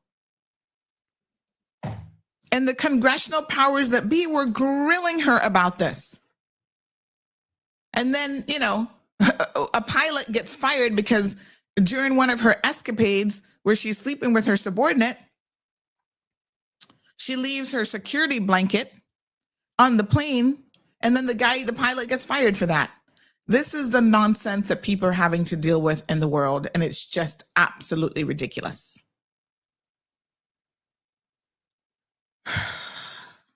Let me try and find, I'm gonna see if I can find some of these, some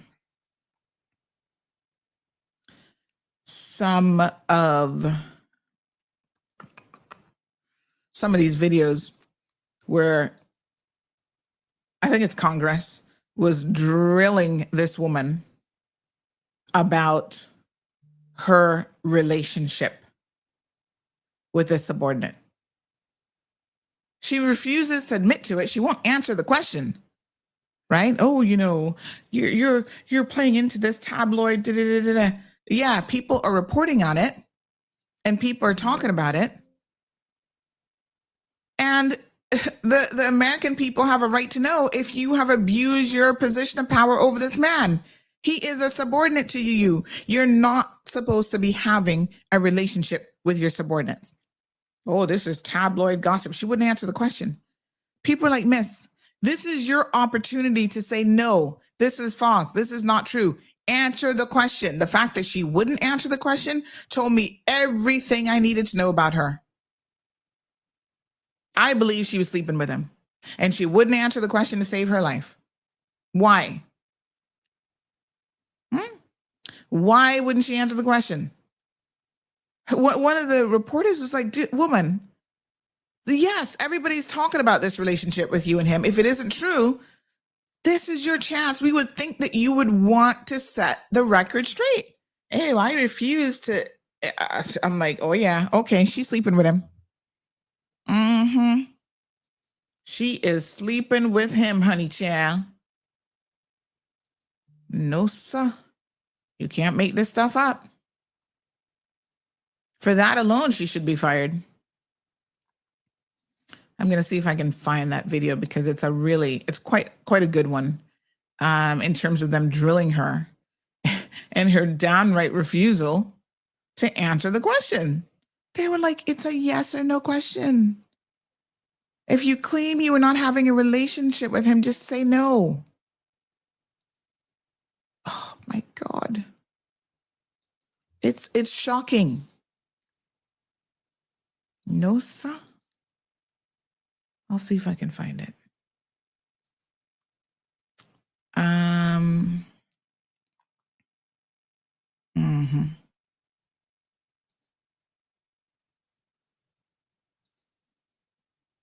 Anyway, she ended up getting fired anyway. So it's shocking, really.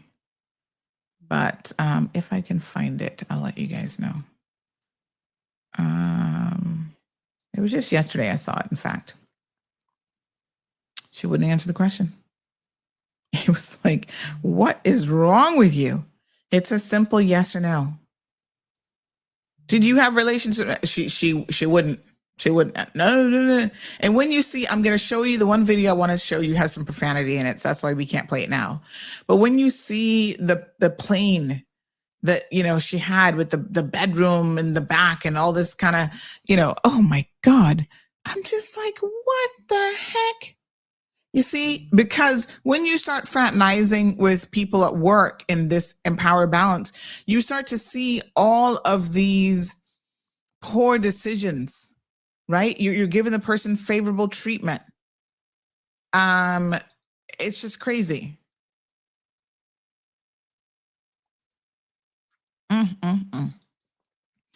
And I do not justify, let me be very, very clear. Politicians, we've had conversations about them as well. They should never go into the government building and even look at a coworker. They're not coworkers, they're subordinates to them, right? And I don't care whether they work in their ministry or another ministry. Once someone is a civil servant, you should not, and under any circumstances, be engaging with that person.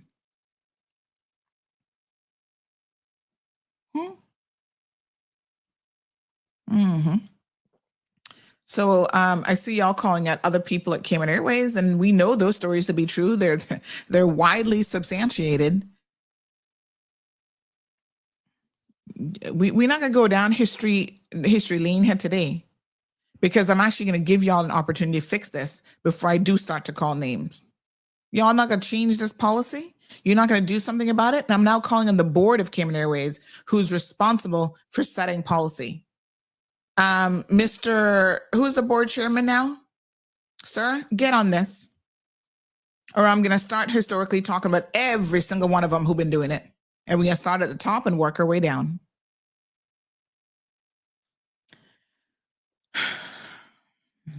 Y'all be calling my bluff, and I hope y'all know that's probably not a very smart idea.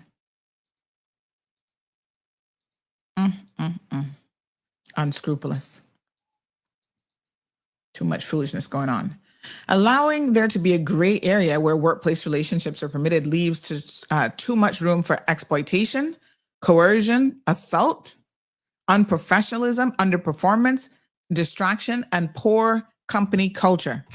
That one deserves a double kaboom. Hold on. There we go.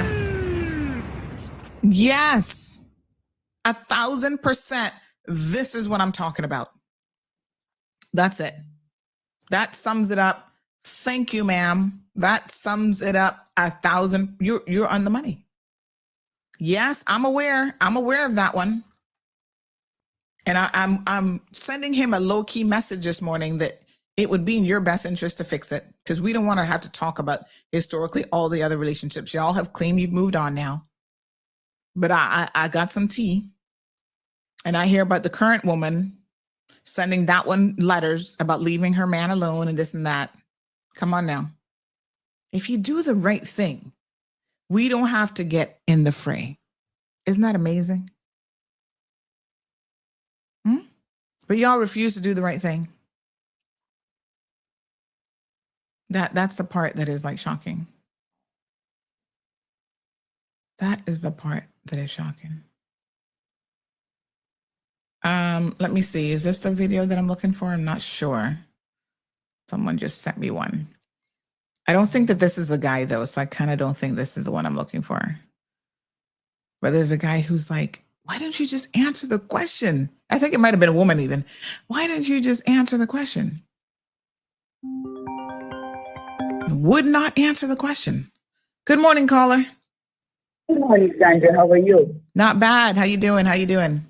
Not bad, honey. A great topic this morning. Need you to take that on from the government. When you did take that on from the government, please have me as a special guest come on your show. I'll give you a lot of scoops. And let me tell you something. As long as this country is running that big boys club and they're covering for one another, it ain't going to change. Because that's the reason we are not getting ahead.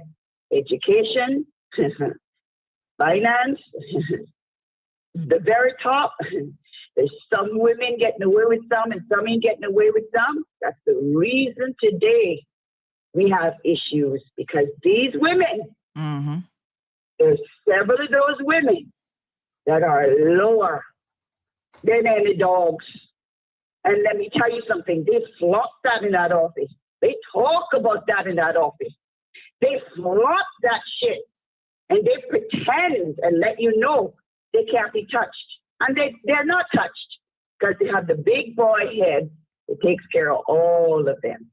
Honey, when this country change, it can change with that lightning bolt coming from the heavens above. That's when it can change, because it can change. It ain't gonna change. Cayman Airways, that's just one of the offices. You got to go through the whole subsidiaries and everything else, because until we get a real anti-corruption unit that goes through all of these offices and puts everything on point, no matter how. Jeffrey Epstein, haha. Thank God we got one side and the other side that is exposing all of this, because the Cayman Islands name is right up there. There's a young man who used to fly private flights coming from Grand Cayman all the way to Epstein's Island. Let me tell you something up there. Let me tell you the Caribbean. Cayman Islands name is right there. It's right there. Who they are, I don't care. But imagine my little country, this little kind of place, have its name linked to all such horrible things of killing children and raping children and drinking their blood and eating their flesh and all that kind of good. Yes, it is sad. It is very, very sad. And until the big boy club is crushed, you hear me? And that goes for all of the offices, because there's a lot of that going on in the private sector too. So please, when you start doing your real due diligence and getting around, please start at that big old top up there, because when you start there, hopefully you'll get a unit, some kind of unit that will go in there and see when this happens, that these people should be fired, because that's what destroys the integrity of an office. That is the kind of stuff that destroys people's lives. I know what I'm talking about because I'm a victim of it. Because So sad. Thank you. Day, Thank you so much. Bye-bye. It's horrible. Someone just said to me that this poor child, and I'm going to call her child because she's certainly a child to me. I'm old enough to be her mother. That she and the pilot now have a restraining order against her own mother over this relationship. Girl, you are going to, I'm not trying to put my mouth on you, but I'm telling you, you are going to regret the day that you made this pilot start fooling with you. You are going to be on bended knees one of these days, begging your own mother for forgiveness. What you're doing is wrong. You want to pretend like you guys are adults and you think that you know what you're doing. No good will come of this. And I'm telling you, in the end, you're going to end up ruining your own life because you don't have nothing to fall back on. You don't have no skills, no nothing. You were just a piece of meat to him. And to go and get a restraining order against your own mother, somebody just shared, that is utterly disgusting. The funny thing about it is, when I heard the story and I could hear the accents and where these people are coming from, right? I could see this little girl has daddy issues, right? Got a stepfather, Caymanian stepfather, but from Honduras. So, and I thought to myself, and I even said it to her at one point in the conversation when I had a conversation with her. I said, the funny thing is Caymanians oftentimes talk about people from Honduras being so slack and how these mothers, they're pushing their daughters into men and into relationships and into prostitution. I said, most mothers from your part of the world, because of the finances of it, like he can give you something is what they're thinking and elevate your position. They would have been pushing you into a relationship with him just because he's a pilot. And I said, but your mother valued you more than that. She didn't want that for you. That is why she's telling you not to get involved with a married man, not to get involved with him just because he's a pilot. And I said, isn't that ironic? Because 9 out of 10 mothers from Honduras would have been like, girl, that's your money bag right there in life. And this is the 1 out of 10 mothers that said, no, don't do it. And now you've ruined your relationship with your own mother because of it. Wow. Kind of sad. And I'm telling you, you're going to live it. You're going to live to regret it. I don't have no qualms about that. You can say I'm putting my goat mouth on you. I don't care. I'm telling you, this is going to end tragically and you will regret it.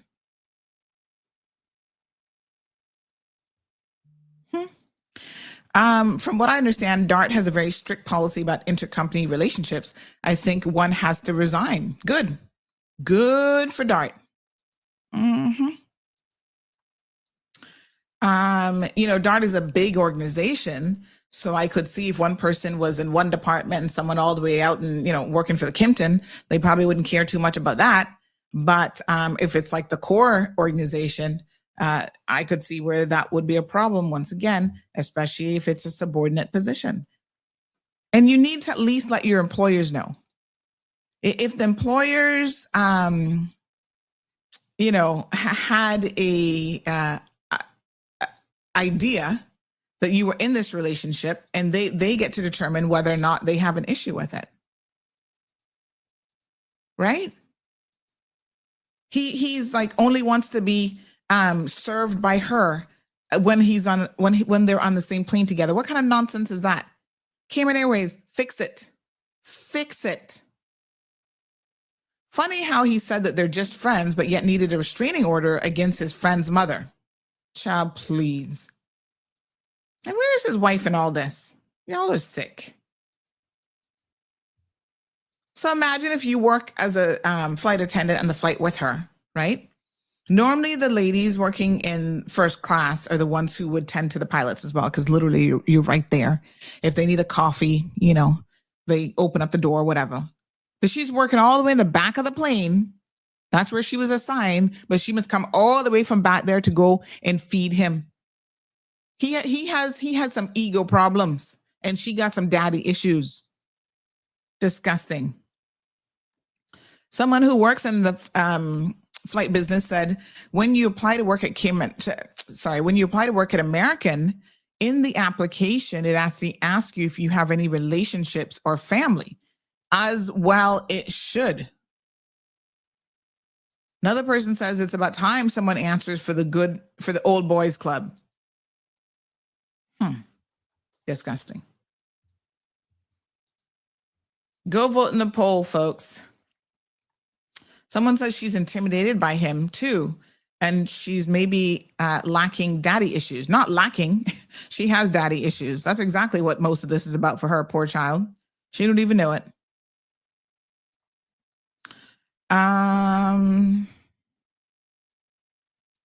For those years that he was still living in the house with the wife and their relationship. Oh, this is another story that she's sharing about a police officer trying to come at her, claiming that a cop, he is married but separated, chased me down from I was 16 years old. You can imagine. These men don't have no scruples about him. They are very, very disgusting. And that's why you need strong policies in place to protect subordinates. This person says, what about the popular claim that women sleep their way to the top, but nothing said about the men who are exploiting women from promotions? Who are exploiting women for promotions. Men are real predators. They don't care about nothing else other than getting their small to medium expletive stroked. Not really an expletive, but a body part.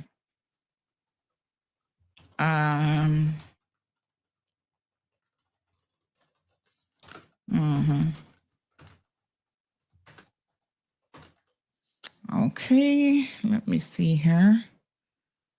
Yep, this person naming others in the position before, head of finance department, brought his woman into work. Cal got him PR. He packed up, left the Cayman Islands, and she is still in finance. Both non-Caymanians. The staff trained her. I guess she's going to get PR too. You can comment on this. Just don't put me up. Wow. Oh my God. To be clear, that's not the current head of finance. I don't know when that was. Because he's left the jurisdiction. An expat, no less. You see, here's a funny thing about Cayman Airways. I'm going to say this. When you set a bad example, right? I guess because you don't have no room to talk, your subordinate staff will follow suit. And so this is why it is important for the management of the organization to set this straight. This is exactly why it is important. I'm going to say it again, for management to not just lead by example, but to put policies in place and set this straight. Good morning, caller. Sandra, just quickly, you have the policies in place, You're right. There are policies in place. The thing is, they don't follow them. Well, I don't think Cayman Airways has this policy in place. I don't think there's anything against this in writing. That may be true. And one of the reasons Cayman Airways is failing is because it's like a big boys club as well. Because they do whatever they want and and things happen. That is my national airline. I love it. I started working in government with the man that created it, called James Manoa Bodden.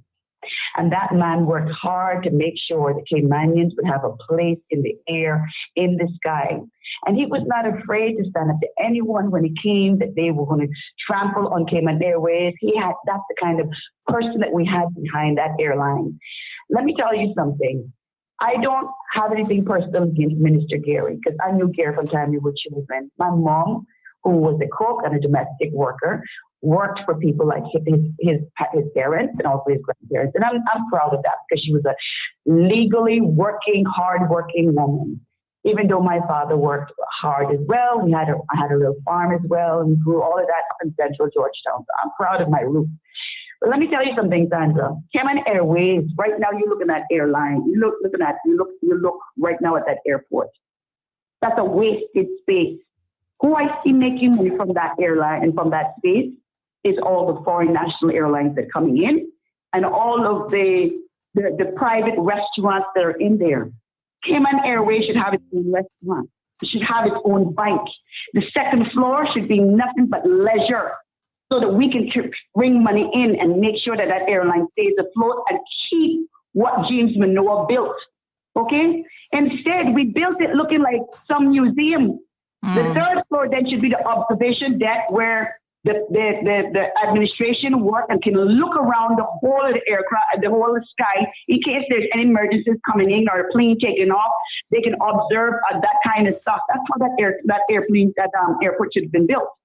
And that's what we need. We need men with sound, not friend business. And because this is my friend, because this one is been in the airline so long, what you need to look at is how many years will we fail? And those that are not doing their jobs, remove them and bring people in that are willing. Listen to me. The people that I have seen that have made themselves billionaires are people without any kind of high school education. Richard Branson, iPhone man, whatever his name was, Apple man there, I can't remember his name right now. But a lot of these guys, what they had was common sense. What they had was to making sure that whatever they start was going to be successful. That is what we are lacking in our government. We only have a show. That's all there. We do things for a show, but we don't do things to make sure that our people can survive and that we can stand on world stage for a long time. Because guess what? We have the other stuff coming in through the back door.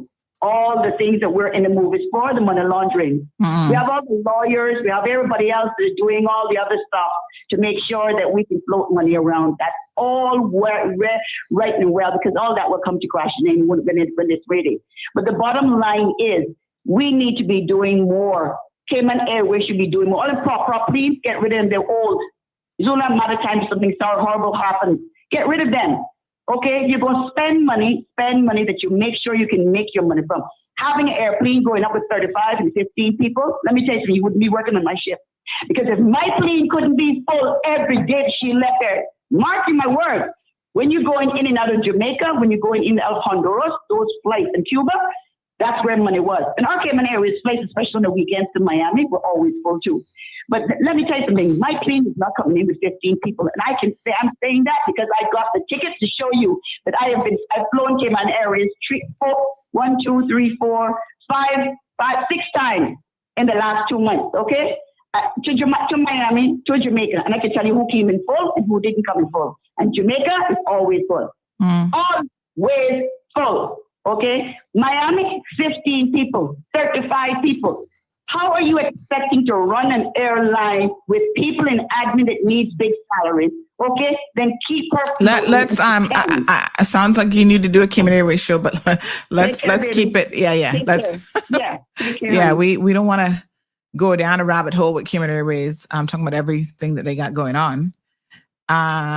But yes, someone naming another pilot who's a predator of young girls. I'm not familiar with that one. Let me get a last name, honey child, because I have no clue who he is. Someone else said, I feel it for the mother. I feel it for the mother. Leave her, as you say. She's going to regret it. Wait, we will hear it soon. Another person, I was trying to read this one.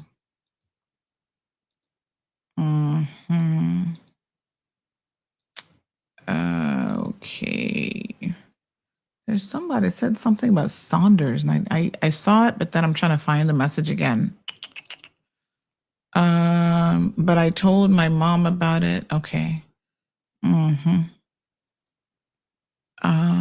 That was 2 years ago. It was not the VP of finance. He was like the manager. The guy was Ian Robertson, and her first name is Fiona. Another bunch carrying on with pure foolishness. Let me see.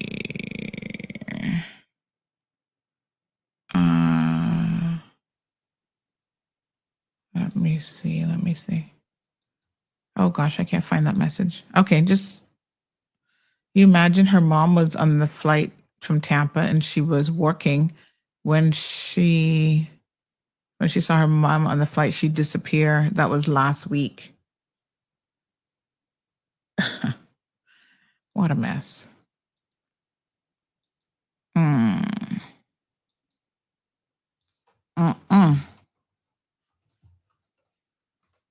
Lord Jesus, take the wheel. Oh, that one is from the East.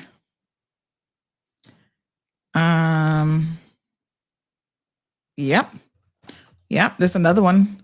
She was even suicidal when so-and-so became the mean piece. I know.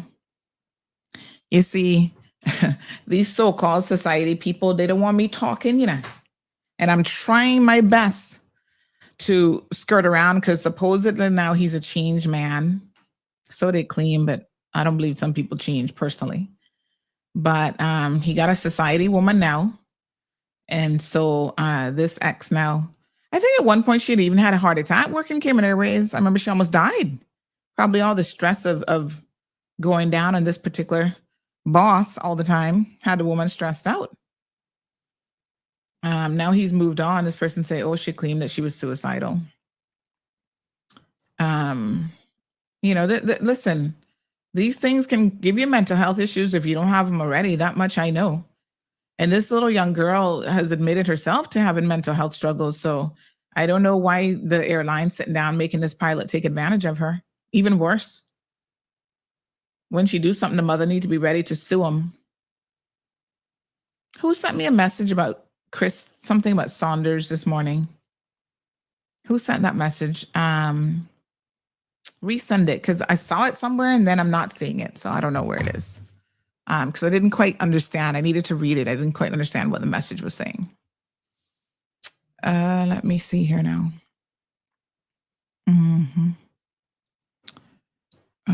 Okay. Just trying to see. What are the comments that we have here? Yep. Yeah, this one about the politicians and stuff. Also, like I said, that should be against their code of conduct. They shouldn't be engaging in that type of behavior at all. I live in Canada. Scores of women abuse other women like crazy. Alan is in the Epstein papers for using and abusing other women.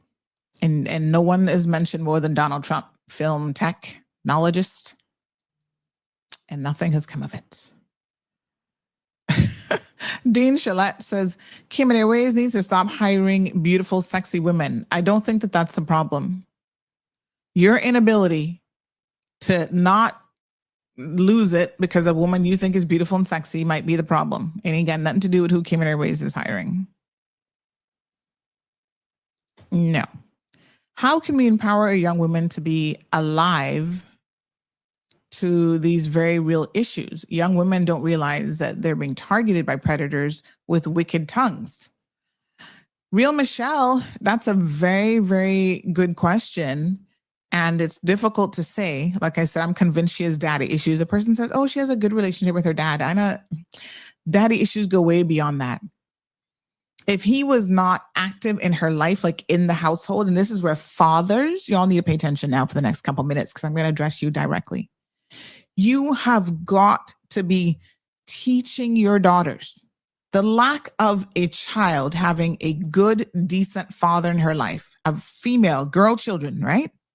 Means that she is more likely to be promiscuous. There's a whole list of things that will happen. Let me give you the detriments. Let me give you a list.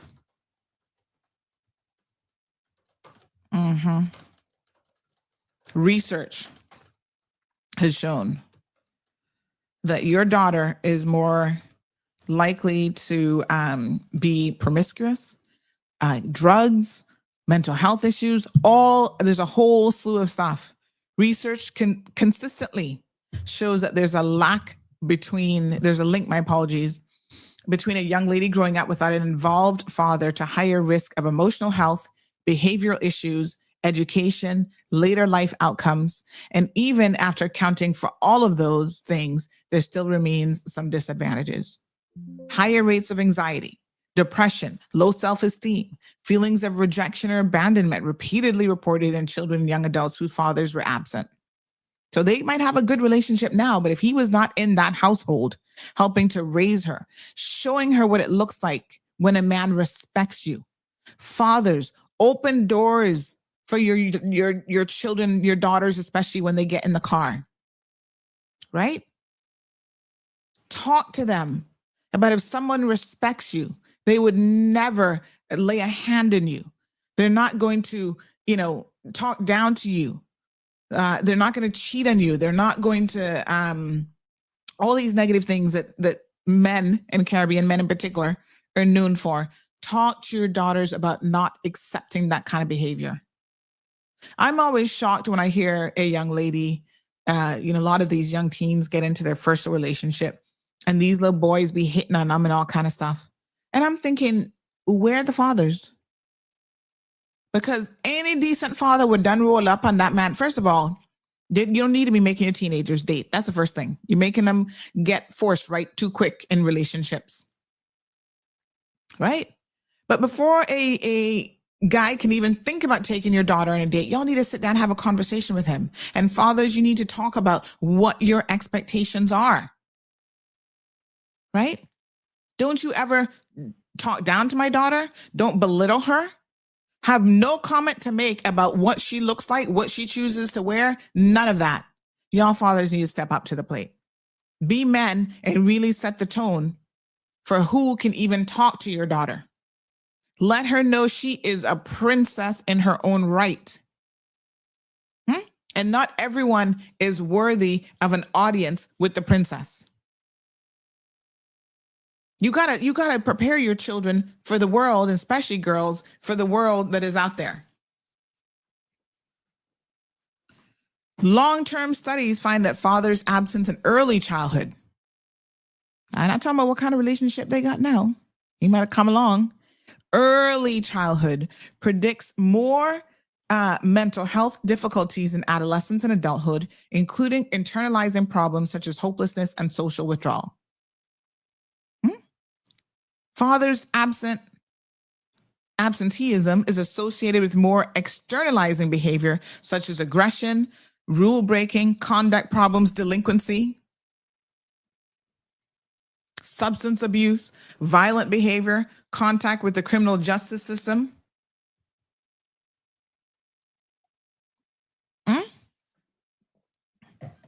Children without resident fathers And there's a difference between just having a father out there and having a resident father. On average, perform worse in school. They repeat grades more, lower test scores, higher dropout rates than peers who are growing up in a two-parent household. Now, I know we have glorified having single-parent households, and some of us will inevitably find ourselves in a situation where we don't have a choice. You made a wrong choice, and it is what it is. But don't glorify it, and understand that children are at higher risk when that father is not there. And that's you doing your best. I'm not blaming the mothers to say that you're not going to do your best and you're not going to do a good job. You could do everything perfectly, and your children are still at higher risk of all of these things simply because you do not have a father in the household. And this is something I have personally known for a very, very long time. Take it from me too on a personal note. I know. I grew up without a father being there. Okay? So we need to have a readjusting of what we know and what we understand to be the truth. Everybody like, oh, Sandy, nothing wrong with single mother homes and this and that. And you trying to look down on single mothers. No, I'm not. I take my hats off to anybody who can do that on their own, because I know the hell I can't. You got to be tag teaming these children, honey child. They smart. You need a father and a mother, and then reinforcement, grandparents, everybody coming into the mix. But you can't deny what the research says, no matter how much you try. You can't argue out of this, right? Young girls, children, those early years who grew up with a father in that household have better social skills. They have empathy, self-confidence, more stable future relationships. And it's not just the presence that's important. It is the quality of the relationship. And that is why, thank God we off radio now. That is why fathers, if you're not ready to take up that role and be present and have a good quality relationship with your children, especially your little girls, you are setting them up for life. They see anything walk through the door and they believe, say, that is something that is going to, suit them well in life. So you don't have to tell me if this child has daddy issues. I'm telling you she does. Okay. It's sad.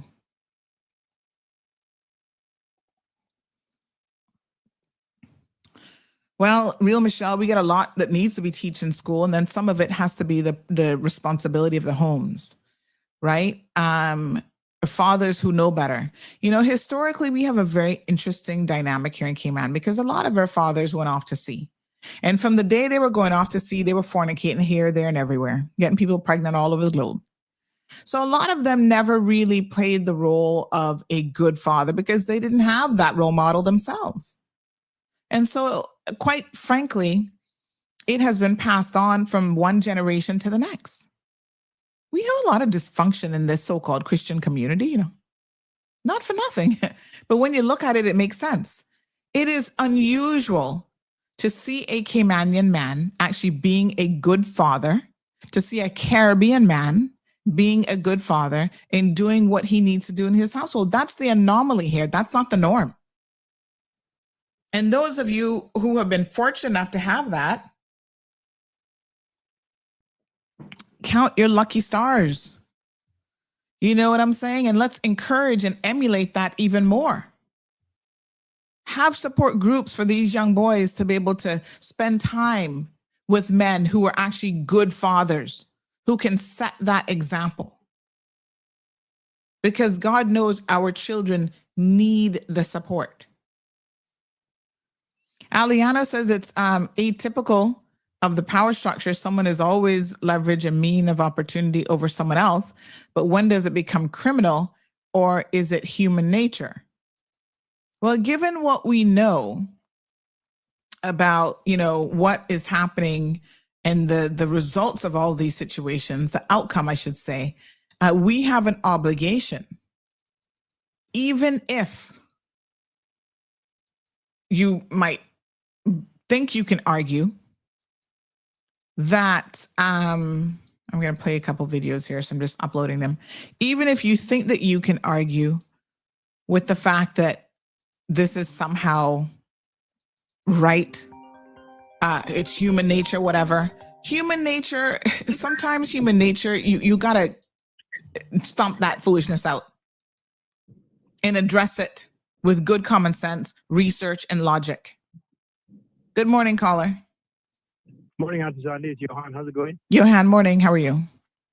Just calling to help you with the conversation. I'm begging you on behalf of every decent man and good father there is out there, please don't generalize about the state of Caymanian fathers and their parenting. In every color, class, creed, nationality, you're going to have a set that just not interested, a set that basically don't know, don't want, don't care. But I also just want to say a lot of the ones that came before me, my dad, your dad, whatever, nobody taught them how to do this father thing properly. And there is no perfect parent. It's important to acknowledge that, I think, because different people are at different stages of their emotional maturity, their mental stability, and just knowing how it needs to be done. If you don't get help, or if you don't understand that beating your child is not enough of discipline, and the only way in which you can correct the child or get them to focus, then there's a good chance that, you know, that child's going to repeat that sort of behavior, or basically develop some form of resentment, because time is the most precious thing that you can spend. I just was concerned about the comment that you made about Caymanian fathers, because. But you don't think are you saying I'm not accurate in that statement? Okay, I'm not going to. No, I'm one of them. So I know the most important thing in my life is being a father to my boys and being the best dad possible. And I know hundreds, if not thousands of others who are doing exactly the same thing. So all I'm saying is, compared to those who are not. Yeah, there are many that don't. Okay. But it isn't just about being Caymanian. There are people that come here that make a pile of money, that do some fantastic things, and they don't know whether their child is upside down, inside out, where they are, what they're doing. And Agreed.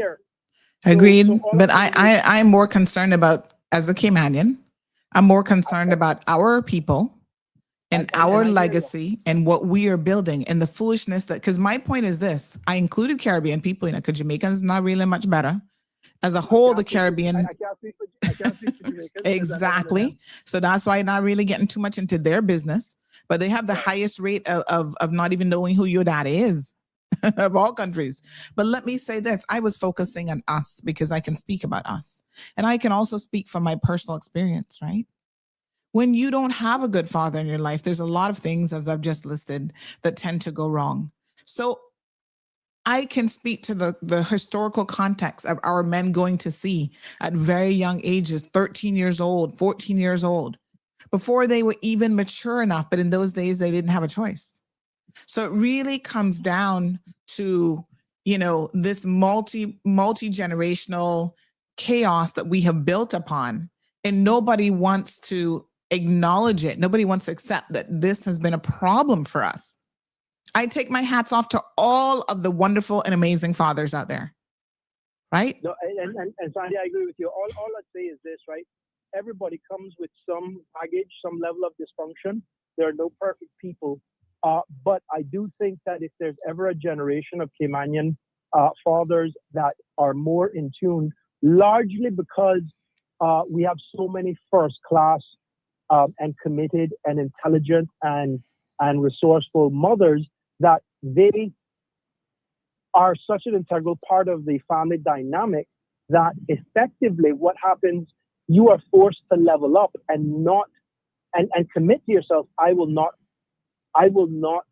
repeat the same sort of things or madness of my father, and his father before him, because I just think there's a greater level of consciousness as to what a good parent looks like today. And it isn't about money. It isn't about a big Yeah. house. It's about. But if we don't time to spend with the acknowledge, kids. let me ask you this question, Johan, right?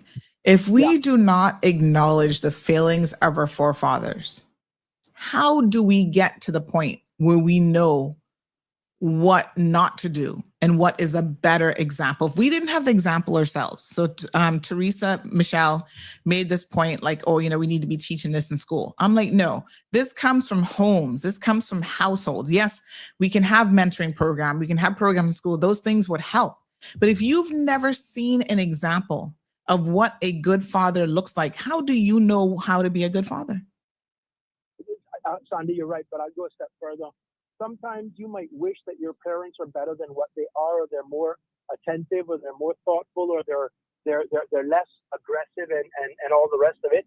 Mm-hmm. But I would say to you that effectively, sometimes there are people in your lives that are like surrogate parents. It could be your best friend's father who takes an interest in you and cares about if you're lucky, that's right. Your own. Yeah. So it's your uncle. It could be a family friend. Like a lot of us have got positive role models or good people that legitimately care about us. So you know, life isn't perfect for anybody, but you got to make the best of whatever you got. And the question that you asked about, how do we start? I can't run the race that Rupert Moxham ran. He was a different person at a different time where he was in pure survival mode and working hard. I think everybody just has to own where they are in their life and go, the most important thing in life is your children or your child. And I'm going to do everything in my power to make sure they end up better than me. Not materially. I'm talking about psychologically. I'm talking about emotionally. I'm talking about understanding and seeing what love is instead of hoping that, boy, I wish my dad or I wish my mom was like Miss Sandy, blah, blah, blah. You see what I'm saying? Because that's the only thing that we can control. But let us also understand this fact. You repeat and you do what you know. So if you don't know any better, if you've never seen a better example, and this is where to see examples is important. And I agree that, it's wonderful if neighbors and other people, church leaders and others can stand up and really show an example of, okay, this young boy is, struggling. Let us have a support system for him. If his father isn't there, his father's a town alcoholic or druggie, or he just, out there doing the most, fornicating with the Cayman Airways pilot, whatever. Let us be there for him. Oh, Sandy, right? Come on now. If you cast the first stone, there are a million people that why is it that when we come to the whole fornication issue that you seem to be very soft? No, because one man shouldn't have their business blown up. Well, we can talk about all of them. We're not talking about no one. There's more than one. Well. Should we start at the top and work our way down? Well, let's be consistent because some of we are consistent here. Some of the no. You get into people business hardcore and you're consistent with that. I give you that. But all I'm saying is we got people with titles that none no better than that captain that we hold and we hold up as gods. Yet they do the same thing and worse. And I talk about oh, that's a lie. If you not heard that show, I know you not paying attention because that's a damn lie. To me. I have called out. But I'll call you offline. How many MPs have I called out right here in this program for the same foolishness? You don't need to be an MP. Being an MP is that's what I'm saying. How many pastors have we called out? Nobody gets a pass around here. But I do notice that when we talk about this issue of men cheating, that's where you seem to be a little bit soft. And I'm kind of wondering, low key. It's called man code. No man sits around and wants to get a next man blown up on air. Man code? That I know man code. That's foolishness. You don't have testicles, so you don't understand what man code is. You'll never understand what man code is the same way that I'll never understand why women think the way that they think. Oh, my God. No man will sit back and go, yo, I am reveling in Mr. X getting blown up on CMR because today is Mr. X, tomorrow it could be you or yours. And nobody wants that for themselves. And nobody. So how are we going to be you or yours tomorrow if you keeping yourself above the fray and keeping yourself clean? I'm sorry, my love. Were you always this self-righteous and holy? Because I know many people that have made mistakes in their life, and It, you got be part of that as well. I So you're have not perfect. I'm not perfect. I absolutely own it, but I also have never been one to condone any of the foolishness, even if I have slipped up and made poor judgment and poor decisions. I'm still not condoning the behavior. And I'm willing to say to you, yeah, I have myself fucked up, and I was stupid one time too, and did stupid things. And I'm here to tell someone younger than me, because I now have the experience. And this is exactly what I said to this flight attendant. I said, take it from Auntie Sandy. I have got some experience that I want to share with you, right? You are being stupid. And this man is using you, and you will regret this. And the only person that is going to stand by you when it's all said and done, when the shit hit the fan, he's staying with his wife, the whole 9 yards, is actually going to be the mother that you're allowing this man to come between you and your mother right now. Just like that, I told her. Fair comment. And I wish them the best of luck with whatever the issues are, and hopefully it'll get resolved. But that on my race to run, I wish them all the best. So let me get your position on this, right? Yeah. Are you of the position, this is the poll question, that Cayman Airways needs to put a policy in place that prohibits pilots from having sexual and emotional relationships with flight attendants? First time I'm ever considering this, but I think Cayman is a land of a lot of laws and policies, and none of them are followed to the T. So what's good for the goose got to be good for the gander. And there's a lot of inconsistencies in Cayman, so you can't pick on one person or two people. You either got this policy and it applies to all, or you don't have a policy at all. And that's what is wrong with Cayman.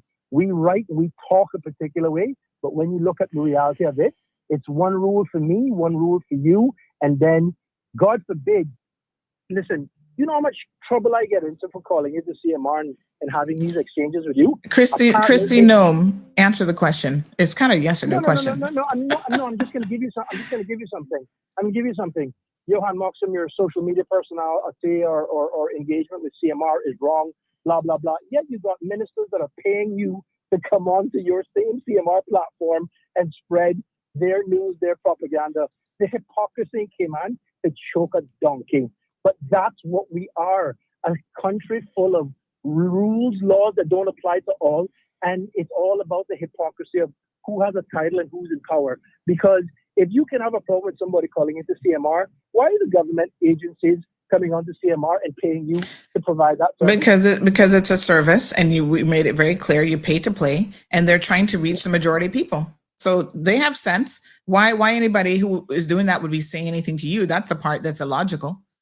Because they're very aware of where the people are at. You go show me right now. We got almost 430 people on here. Go show me who else is live and came out at 430 people. Listen, I listen to your show as often as I can. I think you guys are you are the most impactful person in Cayman media history. Your platform, everybody. Maybe I have an idea for you. Maybe these people low key just don't want to hear what you have to say. and that's where they're lying to you, because they want you to believe that, they care about what you want, Sandra, The reason why we're friends is I don't give a shit about what they think. I never have. I just know that if you poke the bear, there's a consequence for that. FAFO, because listen, you have a service, you provide it, but the self-righteousness of everybody. Oh, we shouldn't, whatever's happening at the Cayman Airways situation, that is wrong. Yes, it could be wrong, but not could be, it is wrong. If two consenting adults decide to spend time together, you're missing the point. You're missing the point about the power play here. This isn't about two consenting adults. This is about someone in a power position over somebody else in a situation where our safety in the air is more important than her coming from the back of the plane to serve him a meal all the way at the front of the plane. And all the flight attendants now getting in a tizzy and getting upset over the dynamics of this relationship. That is the problem here. It's not about two consenting adults. Yeah, no, it is about that's definitely something that management and board should be addressing. I don't have a view on it because we all have policies. You should have a view on it, though, is the thing, right? You're dancing around the issue.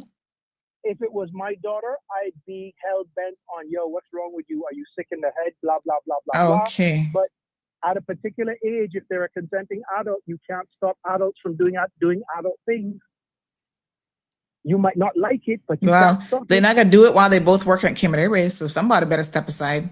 And I think as him being the one in the position of power, it should actually be him and not her. But we know that that's not gonna happen. Listen. Position of power happens in every job, every business, every industry. It's not unique to the example that you're citing. You know, I didn't say it was again, unique. I said it shouldn't be happening, especially for a government entity. I shouldn't be eating all the brownies that you send me, but I do. Not quite the same thing, but okay. The brownies are as bad for me as cheating is for those people. Lord okay? have mercy. Ask my doctor. There you go. Anyway. I can say we're not gonna get a firm answer from you on this. You're gonna, as you say, No, the bro code.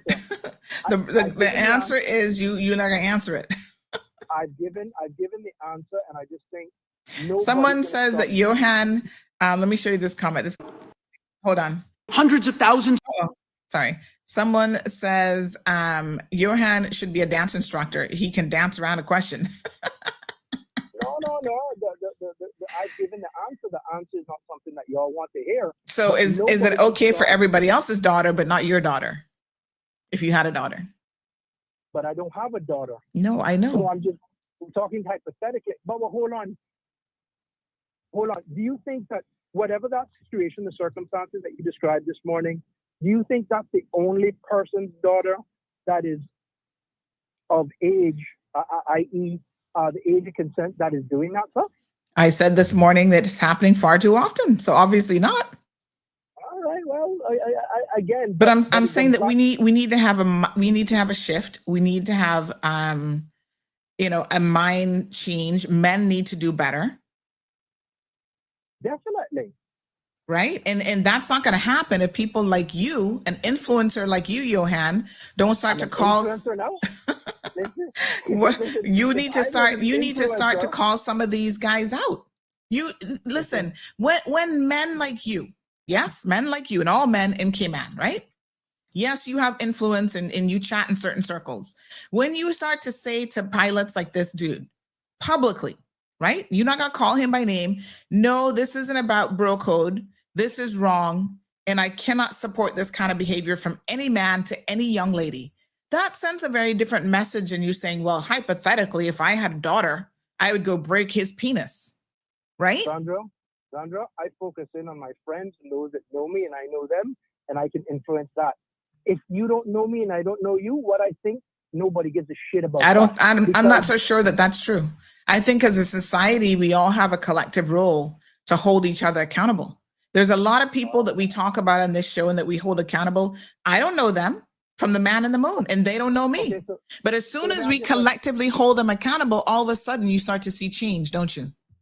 So my point is, if you truly believe in making this country the best that it can be, one of the things that we need to strengthen, like I said earlier, is our families. We need to strengthen, as people who've come from broken families, we need to strengthen our families. And it starts with both parents, but fathers have a critical role to play, especially when it comes to their daughters, right?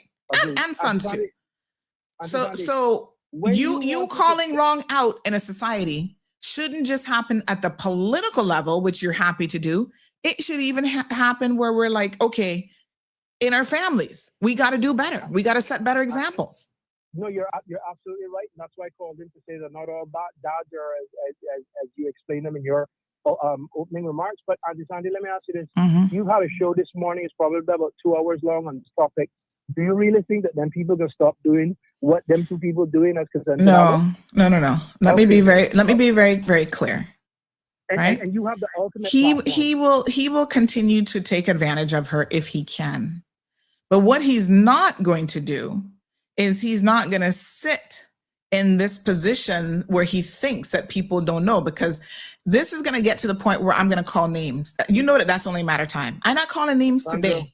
I hope you call out every man, the ones that are your friends at the highest offices, elected and non-elected in this country, so that you can show the world that you mean what you say. Because you can't pick Joe and leave Larry out of the equation.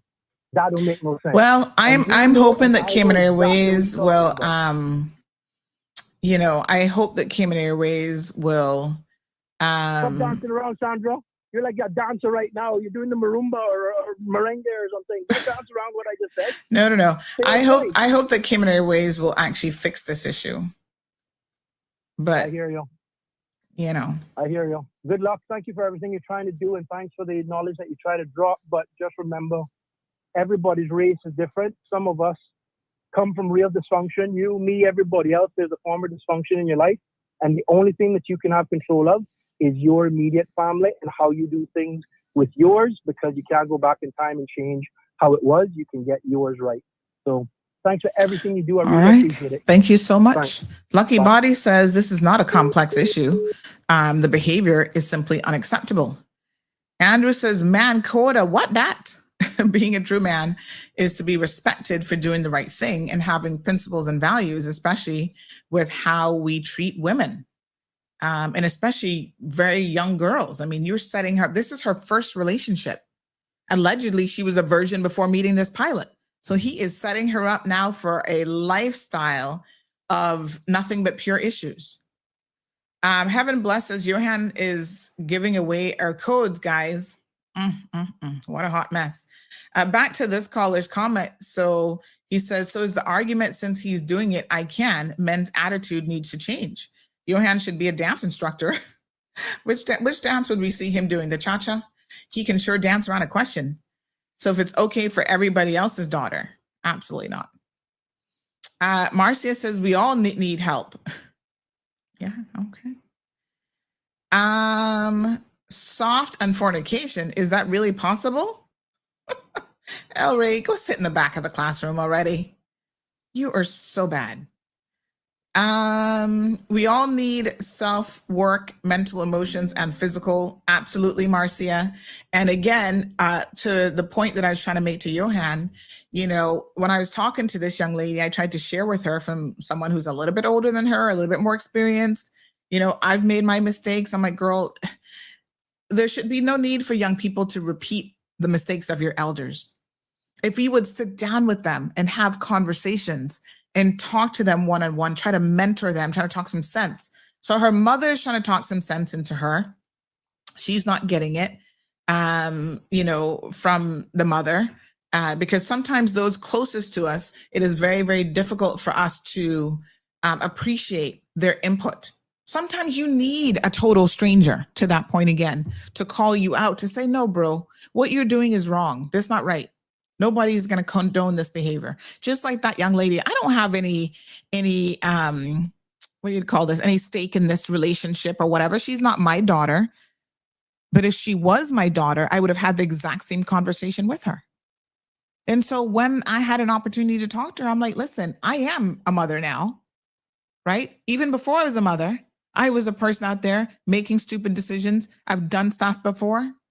You know, talk to me when I was 20 years old like you versus now I'm 52 years old. There's a lot of lessons between there that have been learned.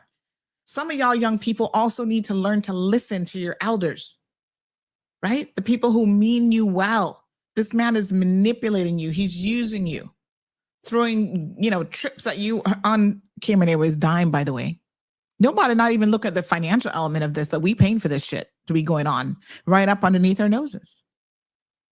It's ridiculous. Now, hear this hot mess.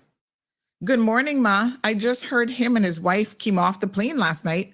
This little girl is a young fool. Like you said, he ain't leaving his wife. Girl, how stupid do you look? How stupid do you look?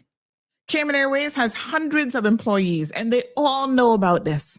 They've been talking and rumbling and complaining.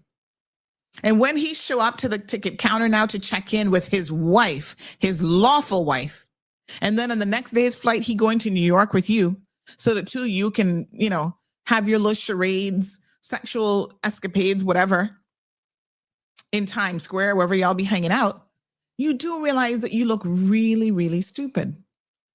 Girl, people are talking about you. Your coworkers have no respect for you. This does not bode well for you. Unfortunately, these men in their so-called boy code, man code, whatever foolish code that they claim they're living by, they're not giving him no wrong. So I'm here to give him wrong and to try to take up for you, but you looking dumb. Because this man's still out there with his wife. She's still getting everything that she, I guess, should be getting as a wife. And then what?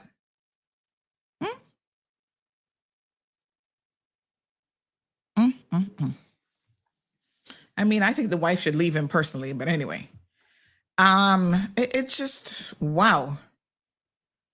It's crazy. Marcia says wrong is wrong, and that's the truth. Scott says relationships via work is different from relationships at work. Personal versus professional. When you go the extra / go out of the norm towards your partner at work, that's when it gets offside. If she didn't make the silly decision to march the length of the plane to the person they all know she's with, it wouldn't be a story. Well, it would still be a story because he is her boss on that flight. That is where the power play issues come in. Like I said, them arranging their schedules so that they can travel together, all this kind of foolishness. Leanne, we're on TikTok Live. How are we on TikTok Live? I'm not on TikTok that I'm aware of. How's that possible? I mean, we have a TikTok account, but I didn't think you could watch us on TikTok. Andrew says, show me your company, and I will tell you who you are. Sandra, how comes John and Saunders a part of government still? Is Kenneth Bryan a saint or have a decade of pass? I'm confused. John and Saunders got elected.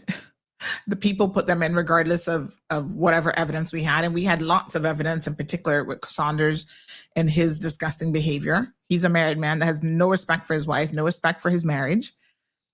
And ultimately, the people in town didn't care about that. So, the people get to decide who they want as representatives.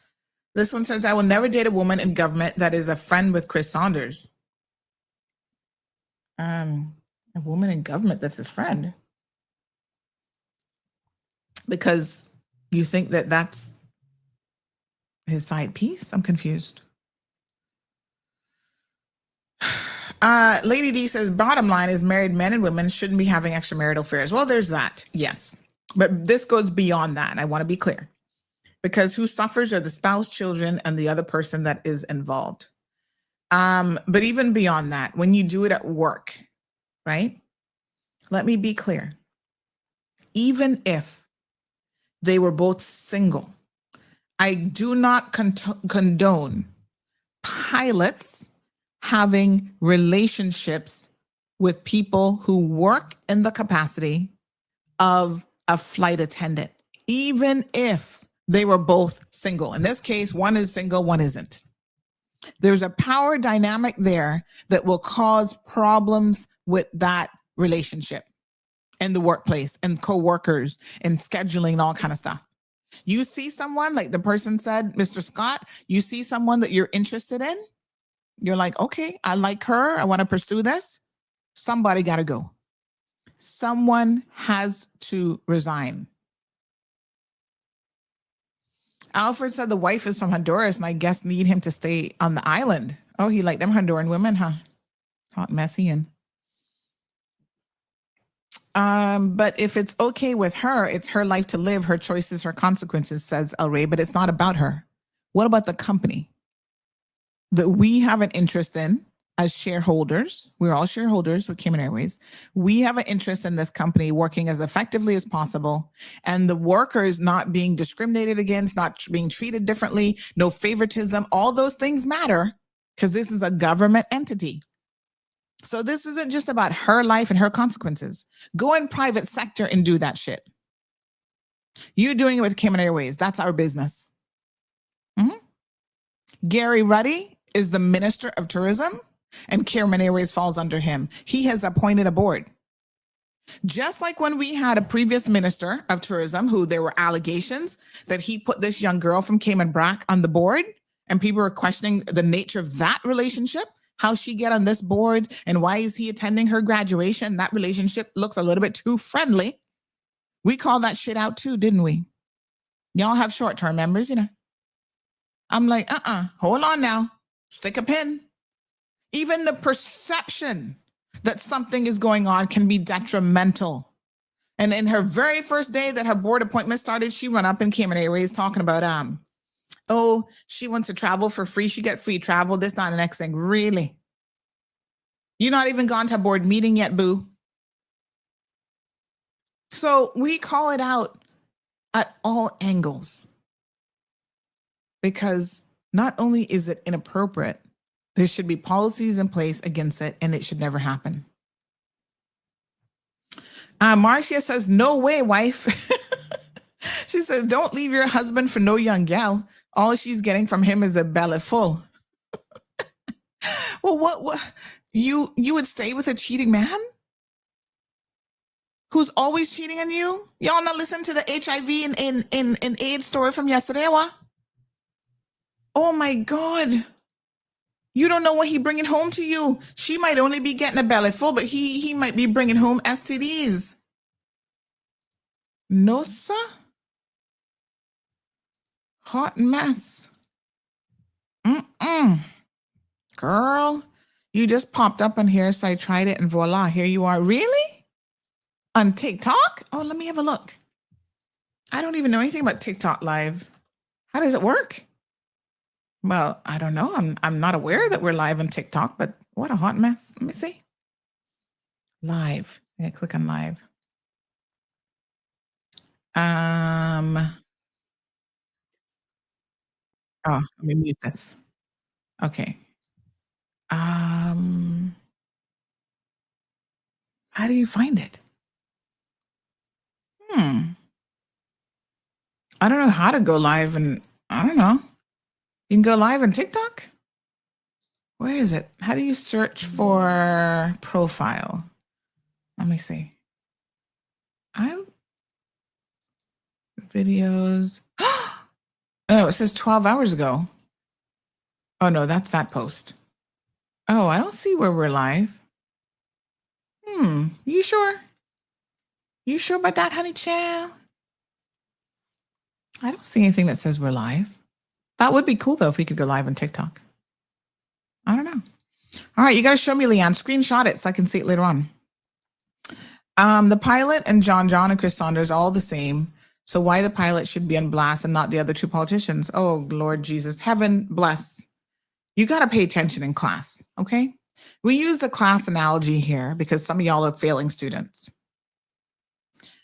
If I talked about Chris Saunders and John and their behavior anymore, my brain is going to explode. So that's not a correct statement. Chris Saunders, I provided pictures that he takes of these women. Some, I guess, know they're being photographed. Some don't seem to know. He gets up in there with like a microscope, like he's their gynecologist, and takes all kind of nasty photos of them. All of that has been exposed multiple times and put up on CMR. John, we posted of him going into Cotton Club on his birthday and ordering the girl. How much did he get? How much was he going to get the BJ for? This is adult time now. Make sure your children are listening. Was that $1,000 she offered to give him a BJ? I can't remember the amount now. That was from years ago. Heaven bless you. Got to pay attention. Don't come on here making allegations that hold no water.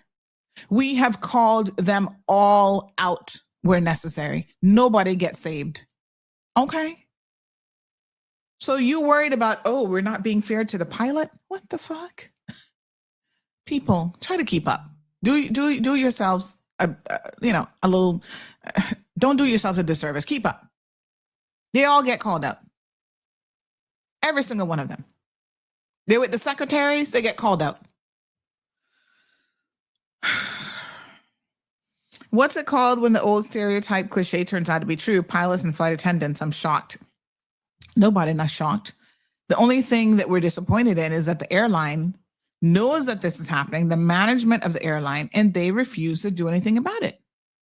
That's what we did a survey And this is why we're asking for accountability at the board level and at the management level, and even from the minister. Minister Gary, you're supposed to be an upstanding family man. I'd have no evidence of anything else, right? You need to now lead the charge. Community Race falls under you. You have got to tell your board. You're listening on TikTok too? What? Where? How? You need to now tell your board that this behavior and the lack of policy to address it is unacceptable and do something about it. This is like you can have this policy written by today, by this afternoon, add it to the handbook and make it a done deal. She'll resign for the pilot. I'm sure of that. She don't care about her job because she really thinks this pilot is going to have her back. Go on through, honey child. Time will tell if that's true. Can somebody screenshot me this about TikTok? Because I don't know nothing about us being live. I'm curious. All right. Happy Friday, God of Egypt. Andrew says, you gone metrics, Andrew. Donald Trump probably watching you. Saying this lady is like a missile. Oh, Lord, have mercy. Miss Brenda wants to know who's the pilot. Miss Brenda, I have purposely not called any names because I am really trying to address the broader issue here, and hopefully the powers that be will actually deal with the situation. By the way, she is one write-up away from being fired because she's been written up multiple times already. And a lot of it has to do with the foolishness with this man and her thinking now in her head that she bought somebody special because a pilot is bending her over backwards and screwing her. So she thinks that the rules don't apply to her. You see, this is the problem. This is why it should not be allowed. Now she's one write-up away from being fired. Girl, who gonna hire you after this shit? You better go back to school and get your education. I talked to you already. Prioritize yourself. You're young. Go get a little boyfriend your own age who's in university, or better yet, leave men alone for now and just get your education first. Sadiqa says they're using their power to stagnate young girls' lives. These men are guilty. Disgusting. Andrew says back in the day, if your mother or father got wind of this happening with their daughter, you can guarantee that they're going to find the culprit and put an end to it. I even said to the pilot, I said, you have a daughter that's older than her. What if you had some 50-something-year-old man coming after your 24-year-old daughter? What would you do? Well, she's an adult. I said, no. Don't lie to me, because I know you. Well, I know enough about you to know you would roll up on that father and deal with him. Yeah, well, okay. So now you got a problem with her mother trying to roll up on you and deal with you? The poor mother physically sick over all this. They put restraining order in place against the mother. Yo, pilot friend, come here. Come a little bit closer. Let me tell you, and I'm not a violent person by any stretch of the imagination, folks. I don't believe in fighting. Definitely, we're not fighting over no man. We're not fussing. But the one thing I will fight over is my fucking daughter. You mess with her. That way I can't put her in government school because I'd be fighting every week the way y'all be going on with all this bullying stuff. I'd go and top them little children in their head. And I can tell you without fear of contradiction, any man, don't even think about it. Because as long as I could be walking on one leg and with one stick, I got to find you and I got to beat you with that stick. You hear me? Don't you even look hard at my daughter, because I'm not playing with no fucking man. I'm telling y'all straight. And I'm playing with you because some of y'all are disgusting. These little girls barely legal. Oh, she's so pretty. You better take your bug eyes and look somewhere else. Because you look at her too hard, it gonna be me and you. He would never be able to fly a plane again, what I would do to him. Trust me. He wouldn't know nothing about scandal. Y'all talking about Ma Road scandalous. That would be the day that we would really become scandalous. Y'all remember, I have one child. And like I told somebody, funny enough, connected to one of these Cayman Airways people, She's like, oh, your daughter. She's at the grocery store. Gigi was still a baby. She's like, oh, she's so beautiful. And I said, mm-hmm. I said, well, guess what? I only have one and done.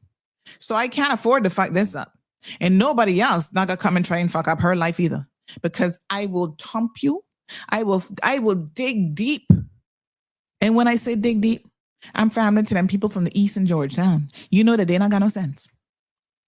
I will dig as far back ancestrally as I can to dig up the feelings from the East, the West, the North, the Bay, whatever I gotta find in me. I would find the most, what?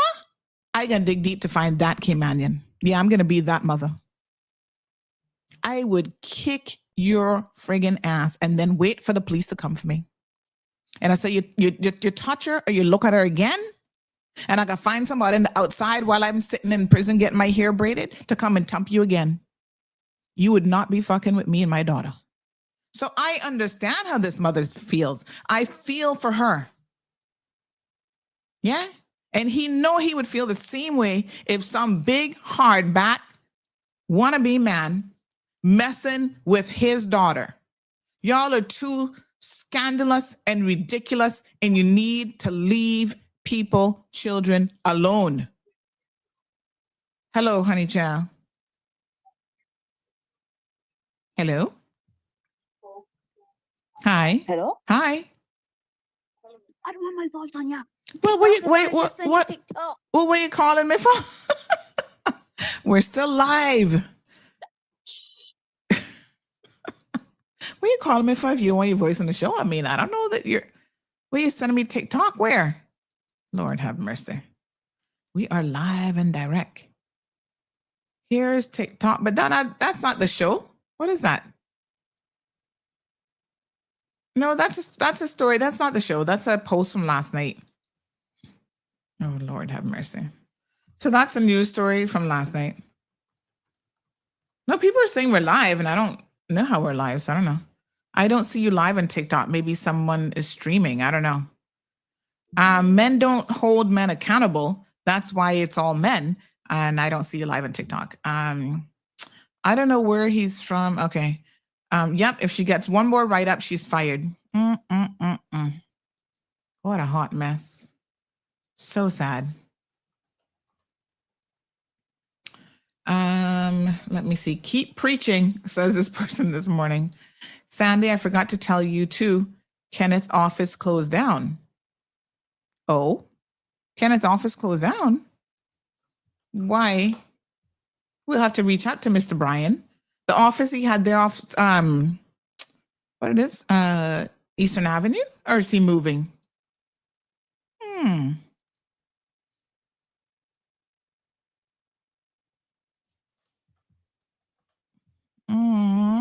Interesting. Please go back to the children. Don't waste your time in trying to persuade a man about the importance of fidelity. Speaking to Johan this morning. It is one thing I have noticed with Johan, like I said, this is a pattern of behavior with him, is that anytime we start to have this conversation about men and infidelity, and even calling out MPs, he's like, oh, we don't care about that, but I got to do it running the country. I've noticed, Johan. I've noticed. It's yeah, and I'm not the only one who's noticed.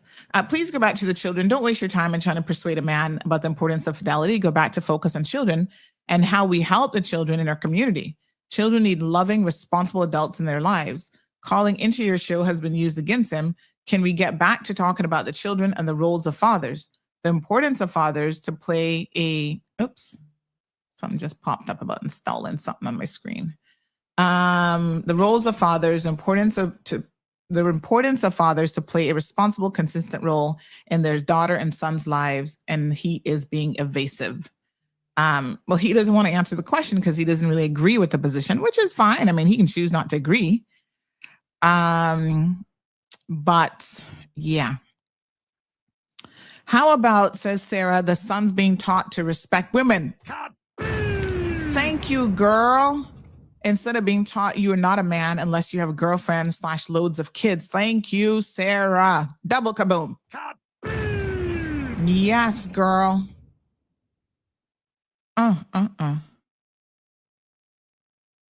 Right? Craziness. Miss Carol, good morning. Says, good morning. Tell it like it is. Abby says, tell him, mama. You and your husband, I can see now sitting on the porch. Good evening, young man. Who your mama and papa is, where you come from, and Marlon got his shotgun cleaning it. Child, let me tell you something. Like I say, she's the only one. So I done told her, you can't have no cell phone till you're at least 16 years old, and then we will review the policy. There will be no dating. No dating. Don't date. Oh God, no. And sometimes you feel the pressure from like the other parents, like, oh, you know, we're going to have a little late night, not a sleepover, but a late night thing. I said, no, ma'am. I'm sorry. That's so nice of you. But in this household, we have very, very firm rules. Okay. She can't be out past dark with people. 8 o'clock is bedtime. So you all having a late night. She's only 9 years old. Late night dinner and then going back to the house. Oh, that's so nice for you guys. Enjoy yourselves. She can come to the little dinner part. That's going to end at 7:30. Then I pick up my daughter and I take her home. She can't go to your house. I don't know you like that. No. Ms. Brenda says Caymanian children are bullied more in this white schools than they are in government schools. Well, I don't know about that. But what I will tell you, with the exception of prep, because prep is a whole other that's a whole other degree of bullying from what I hear. And them Caymanian parents who sending their children to prep, y'all too soft. Okay? Y'all too soft. Schools have to have a very firm policy of addressing these things. I mean, right away. Not letting nothing slide. And I can tell you the school that she goes to, so far my experience has been nothing is going to slide. Just up to yesterday, I got an email about a situation. Right now, she's in a severe punishment for something that she did. Yeah. So no technology for the rest of the month.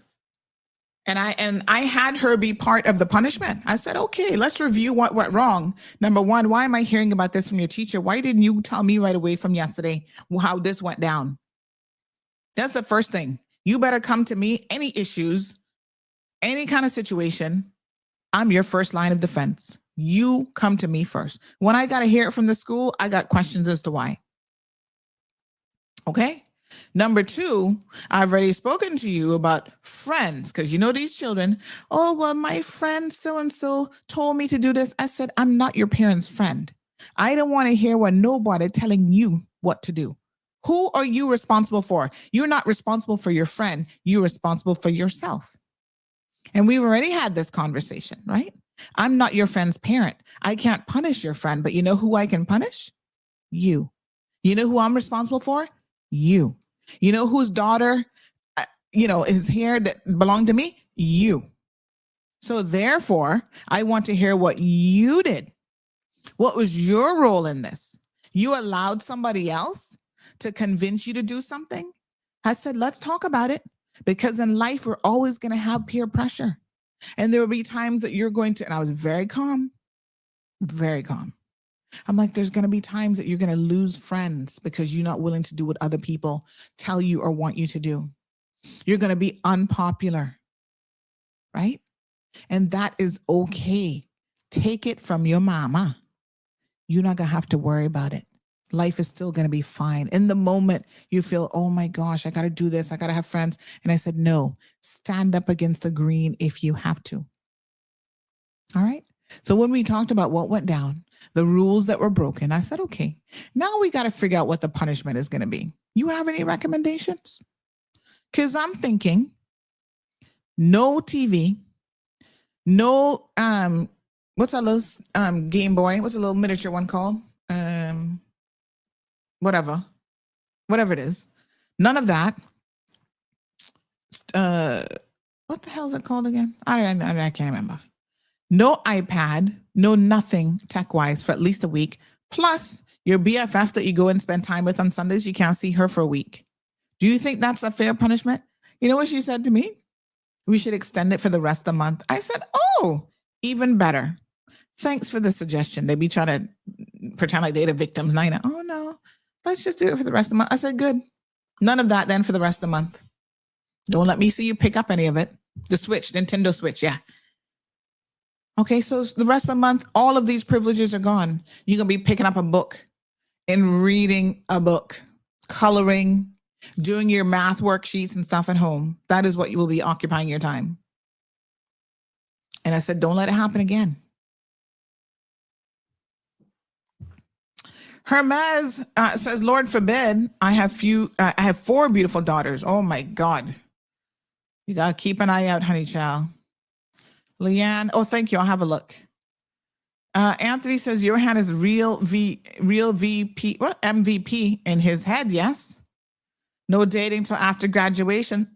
Thank you, Miss Brenda. Even then. But I guess you can't keep them from not dating forever. We need to teach our children the difference between friends and Thank you, ma'am. Exactly. Lady D says, amen, Sandy. Home is where it starts. Teach your children before they're friends and society becomes their teacher. You understand?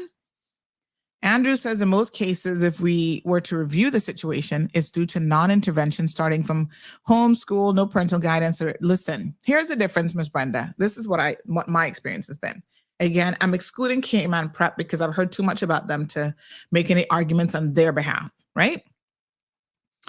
With the government schools, things are able to go on for far too long. And there's certain policies in place that don't make any sense. I had a parent 2 days ago who called me in tears. Now, if you know this parent, big, hard back, strong ordinarily, Georgetowner, she gonna fight breeze. But when it comes to her children, everybody, boy, you got a soft spot, You cry quick if somebody doing something to your children. Her child is in the, what's it called? LS something, like the group of kids that need a little bit more assistance and stuff, right? So I think he might have like ADHD or something. He has some learning challenges, right? So they have him in these special classes. And she's like, Sandy, these older kids keep beating up on him, keep doing all sorts of stuff. And she said, it's so unfair. He's already got these challenges and she doesn't understand why the school allows these kids in this like subgroup to then go out and commingle with the older set of children who then bully him because, he has learning difficulty and all this kind of stuff. And I'm thinking, why isn't the school being more proactive in keeping those children who are already high risk separated from the rest of the population? You could see where all sorts of stuff could go wrong there. My experience is that because of the liability that the private schools are very, very cognizant of, they're not going to mess around with that sort of thing.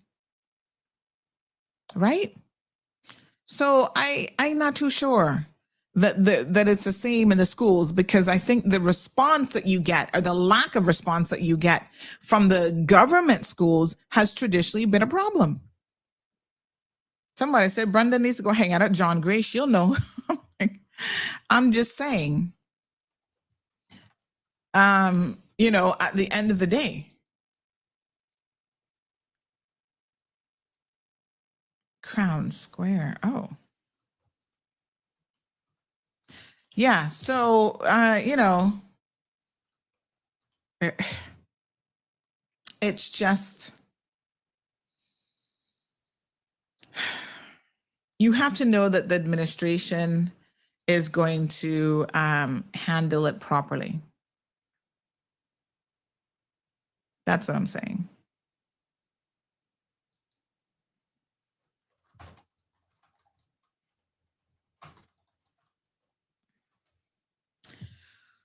All right. Let me just see here. Someone has another comment about man code. Johan, this one is for you, looks like. Let me just see. Oh, getting some real-time sauce. Hold on a second.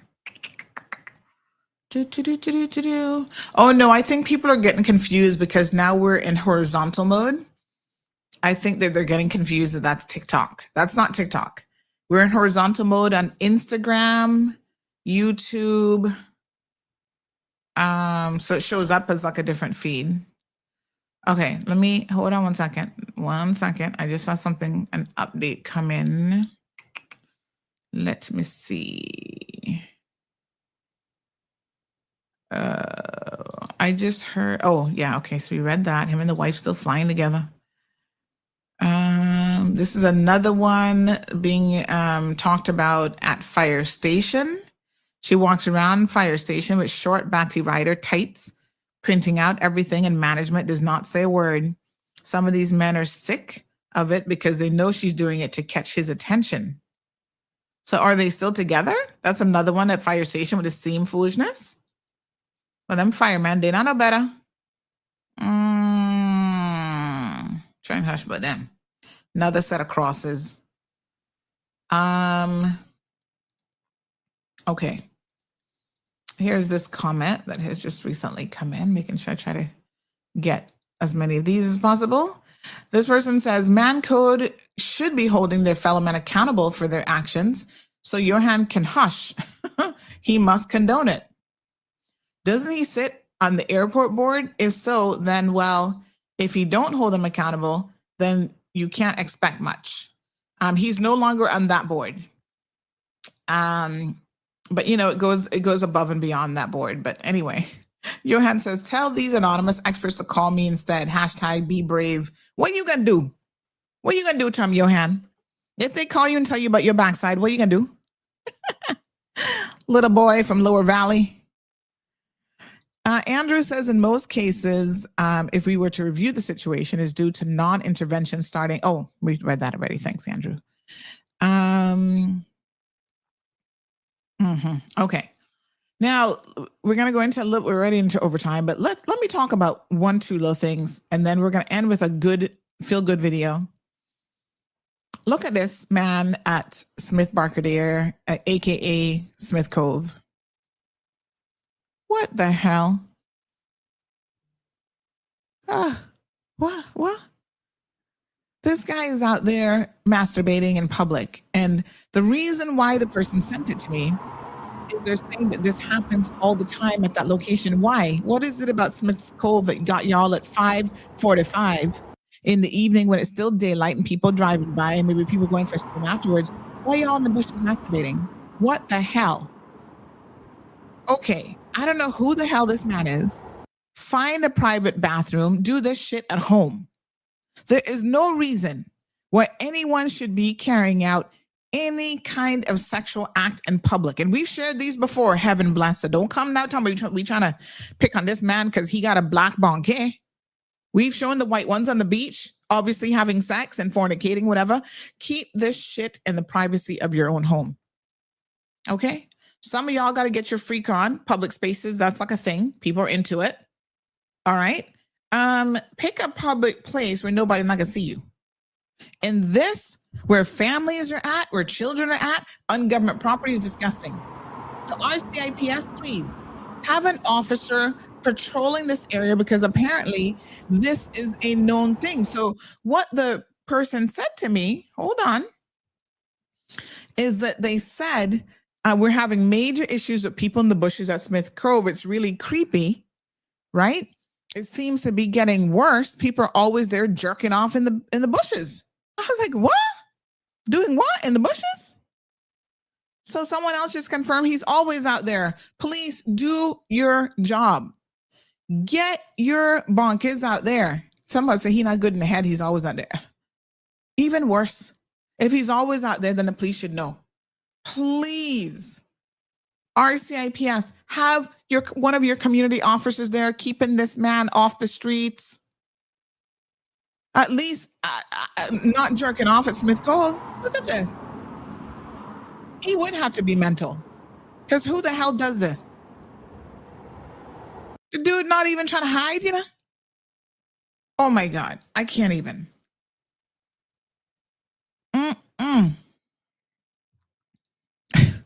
Dean Shillette, what the hell? Abby says he needs a good slap with some cowitch. Dean says, don't make your D run your life. Mother Goose, good advice. Lord Jesus. Oh my God. Have they arrested him? I don't know. if they have or not. But what I think they need to be doing is they need to have someone there, stationed there to keep this man away and arrest him. Ms. Brenda, this would make sense. She says that maybe he's watching some females. His sick mind is turned on.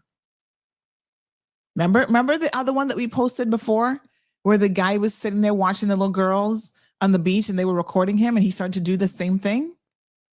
Yeah, this is an arrestable offense, by the way. This is not just disgusting from a moral perspective. This is against the law. You cannot be masturbating in public. That's indecent behavior. So make sure. Where's Ozzy with his cow cod? We definitely need to be walking around one of them these days. Well, Johan has a very strong position on this, thank God. He says he needs to be beaten with a cow cod and shot with a slingshot, and he needs some treatment for his mental health issues ASAP. Yeah, somebody try and get this man some help because this is disgusting. Honestly. Seriously. Ugh. Yeah, ew. Yeah. When I saw, I was like, what the huh? Okay. What a sick perverted man. Yes. Gabby says they will do nothing until the assault start. Clearly he has no self-control. My God. Mm-hmm. All right. I gotta go. Just got a meeting, impromptu meeting. But it is TikTok. Send a video. Send a screenshot video. Because I don't know. It's strange. They said, but it's TikTok. And the visuals are much better than Facebook. I'm loving it. I don't know. Send a video because I'm confused. Sandy, you know him from Windsor Park. I don't know him. Don't y'all be talking about I know people like this. He's from Windsor Park. I don't know him. Sorry. No. Lord have mercy. Anthony said, try and host ours. You need that cow caught in himself for that HSA fiasco. You know, I still think Ozzy needs to come on here and do an exclusive interview and expose all the foolishness with HSA. Come on, Ozzy. That's an Indian and work permit. Dean, try and hush. Dada, no Indian. That one, them fool Georgetowns. No damn sense. Cha. The real Marcellus is caught with his pants down. Did he run out of credit for corn in the privacy of his own home? So sad. What is corn? I'm not familiar with what that means. Huh? Somebody says he used to own a bar. His mom is, I think, Shirley, that used to own the bar. Oh, like Sher Reynolds?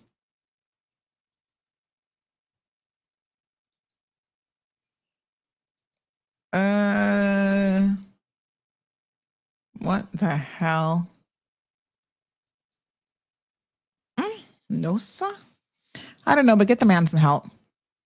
Lady D says you're not live on TikTok. I checked. If you don't have a live start, then you're definitely not on live. Yeah, I don't think we can add TikTok yet. Clearly, we need to try something. All right. Let's do one good video to end the week, one fun video. I can't get into US politics. We'll find a day next week to talk about their hot mess of a situation. But let's talk about Punch. Oh my God. We ended the show last week with Punch, the week. And I'm here again talking about Punch because I love me some Punch. So first of all, y'all used to play dominoes back in the day. Who? I know him. I used to play dominoes. Stop your lying. Unless his name is Kurt Tibbetts or Alden. I don't know nothing about playing no dominoes with him. No, sir. Farmer. Me not know them people. No, me not know them. But anyway, know him or not, the behavior is disgusting. If he has mental health issues, get his ass off the street and get him some help. Because he can do that shit around. If that was me, I would take one rock and pelt him. So get the man off the street. Let's talk about Punch. This is our little monkey friend. Here he is now. He is making friends. He is even having the other friends take him little. One of them, it was raining the other day, and they went underneath the little shaded thing, and he saw by example. Even the monkeys, monkey see, monkey do, right? They follow each other, and they saw him mimicking behavior. Right. And so when they're hiding under the ledge, he saw an older monkey doing that. He went and did the same thing when it was raining. He is so cute. So look at him now. Oops, hold on. Aww. And he has this one helper, what's his name? Miyakoshi, that he really likes. He loves to crawl on him. He doesn't fool the other guy too much, but he loves to, and look at this. It's so cute. Miyakoshi low-key is like feeding him behind his back. So adorable. I love Punch. So they show like he's feeding all the monkeys. See, you see him on his back? He actually crawled. Look. Oh, has he crawled him? Yeah, he's crawling his leg. There he is. He's hanging on to the guy's leg. Oh my gosh. And then look what he does. He puts his hand behind him and gives him some little food. Oh my gosh. Punch is just adorable. He's only like 7 months old. And Punch is like, thanks, buddy. Appreciate you looking out for me.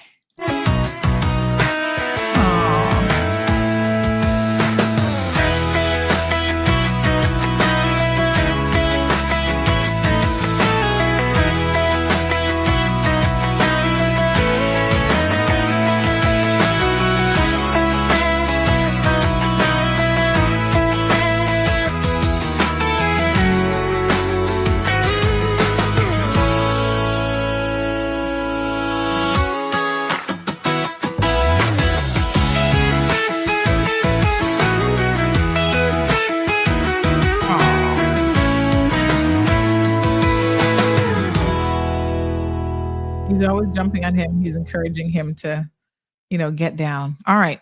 Now, Sophia says, I just love him. Me too. Here's the other thing. Andrew says, wow, just goes to show you how showing love can have such positive social impact. Absolutely. Monkey see, monkey do. This is a lesson for all primates, including humans. Our children watch us, monkey see, monkey do. Okay. So set a good example. Now look at what else Punch has learned how to do. He has figured out the people are there to see him and they wave at him. He has learned to wave back. Look at him. Oh, God. He's learned how to wave at people. Isn't that the most? I gotta play that again. You ever get a video and you have to play it like 50 times? Look at little Trump. Punch. Oh my God. He's waving at people. Oh, we love you, Punch. You're so cute and adorable. Waving at the people. Bye-bye. Bye-bye. I love it. We have over 7,600 followers on TikTok. So you say that we need 1,000 to go live. Maybe one day we'll try it, but the thing is, we go live through a platform. So, you have to add like an external app to go live. You see, I can't do it from the same computer because my camera and everything is in use by another app that we go live to all the other things. So I have to figure out if they're intending to add TikTok. Do they have TikTok on here? No, they have Twitch. They have YouTube, Facebook, LinkedIn, Twitter, Twitch, Instagram, Kick. Other platforms. I think we can do it with a stream key though,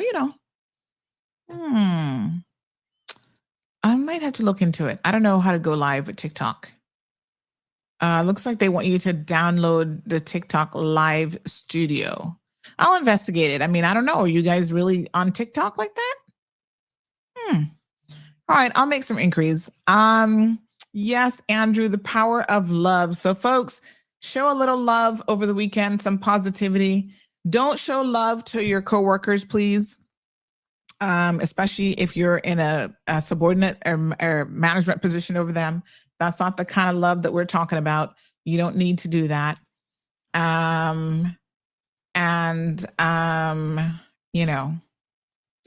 Be like the monkeys. Wave at people. See, this is going to be our Friday wave. There. Bye-bye. Bye-bye. He's so adorable. I just want to squeeze his little cheeks and kiss him. Oh, my goodness. He's so cute. Little Punch. Aww. Oh, my gosh. He is so sweet. All right, folks. That's all we got. We got to get to work. It is Friday. Please be safe. Someone sent me a video that I need to post up. I forgot to post this morning of an overnight accident there by that Butterfield A.L. Thompson's roundabout. Y'all are some of the world's worst drivers. My God. What is wrong with you people? I can't even get into it now, but I'll post that here shortly so you can watch it on our social feeds. Remember to donate at Jasmine Faith and Hope. Oh, she's doing some sort of donation drive. Okay, they're going to be out and about.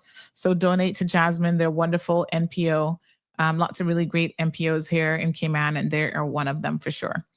All right, beautiful people. Have a wonderful weekend, and I will see you guys, God's willing, on Monday morning, bright and early at 7:30 a.m. Dun, dun, dun, dun, dun. Bye. Be like Punch. Oh, waving like the little cute little thing that he is. Goodbye. Thank you for tuning in to another episode of The Cold Hard Truth on Bobo 89.1 FM. Cayman's #1 talk show is live weekdays from 7:30 a.m. Never miss an episode again. Watch anytime on CMR's Facebook and YouTube channels for the latest show episodes. Don't forget to follow us online on our social media channels. And visit CaymanMarlRoad.com for all the latest news and community happenings.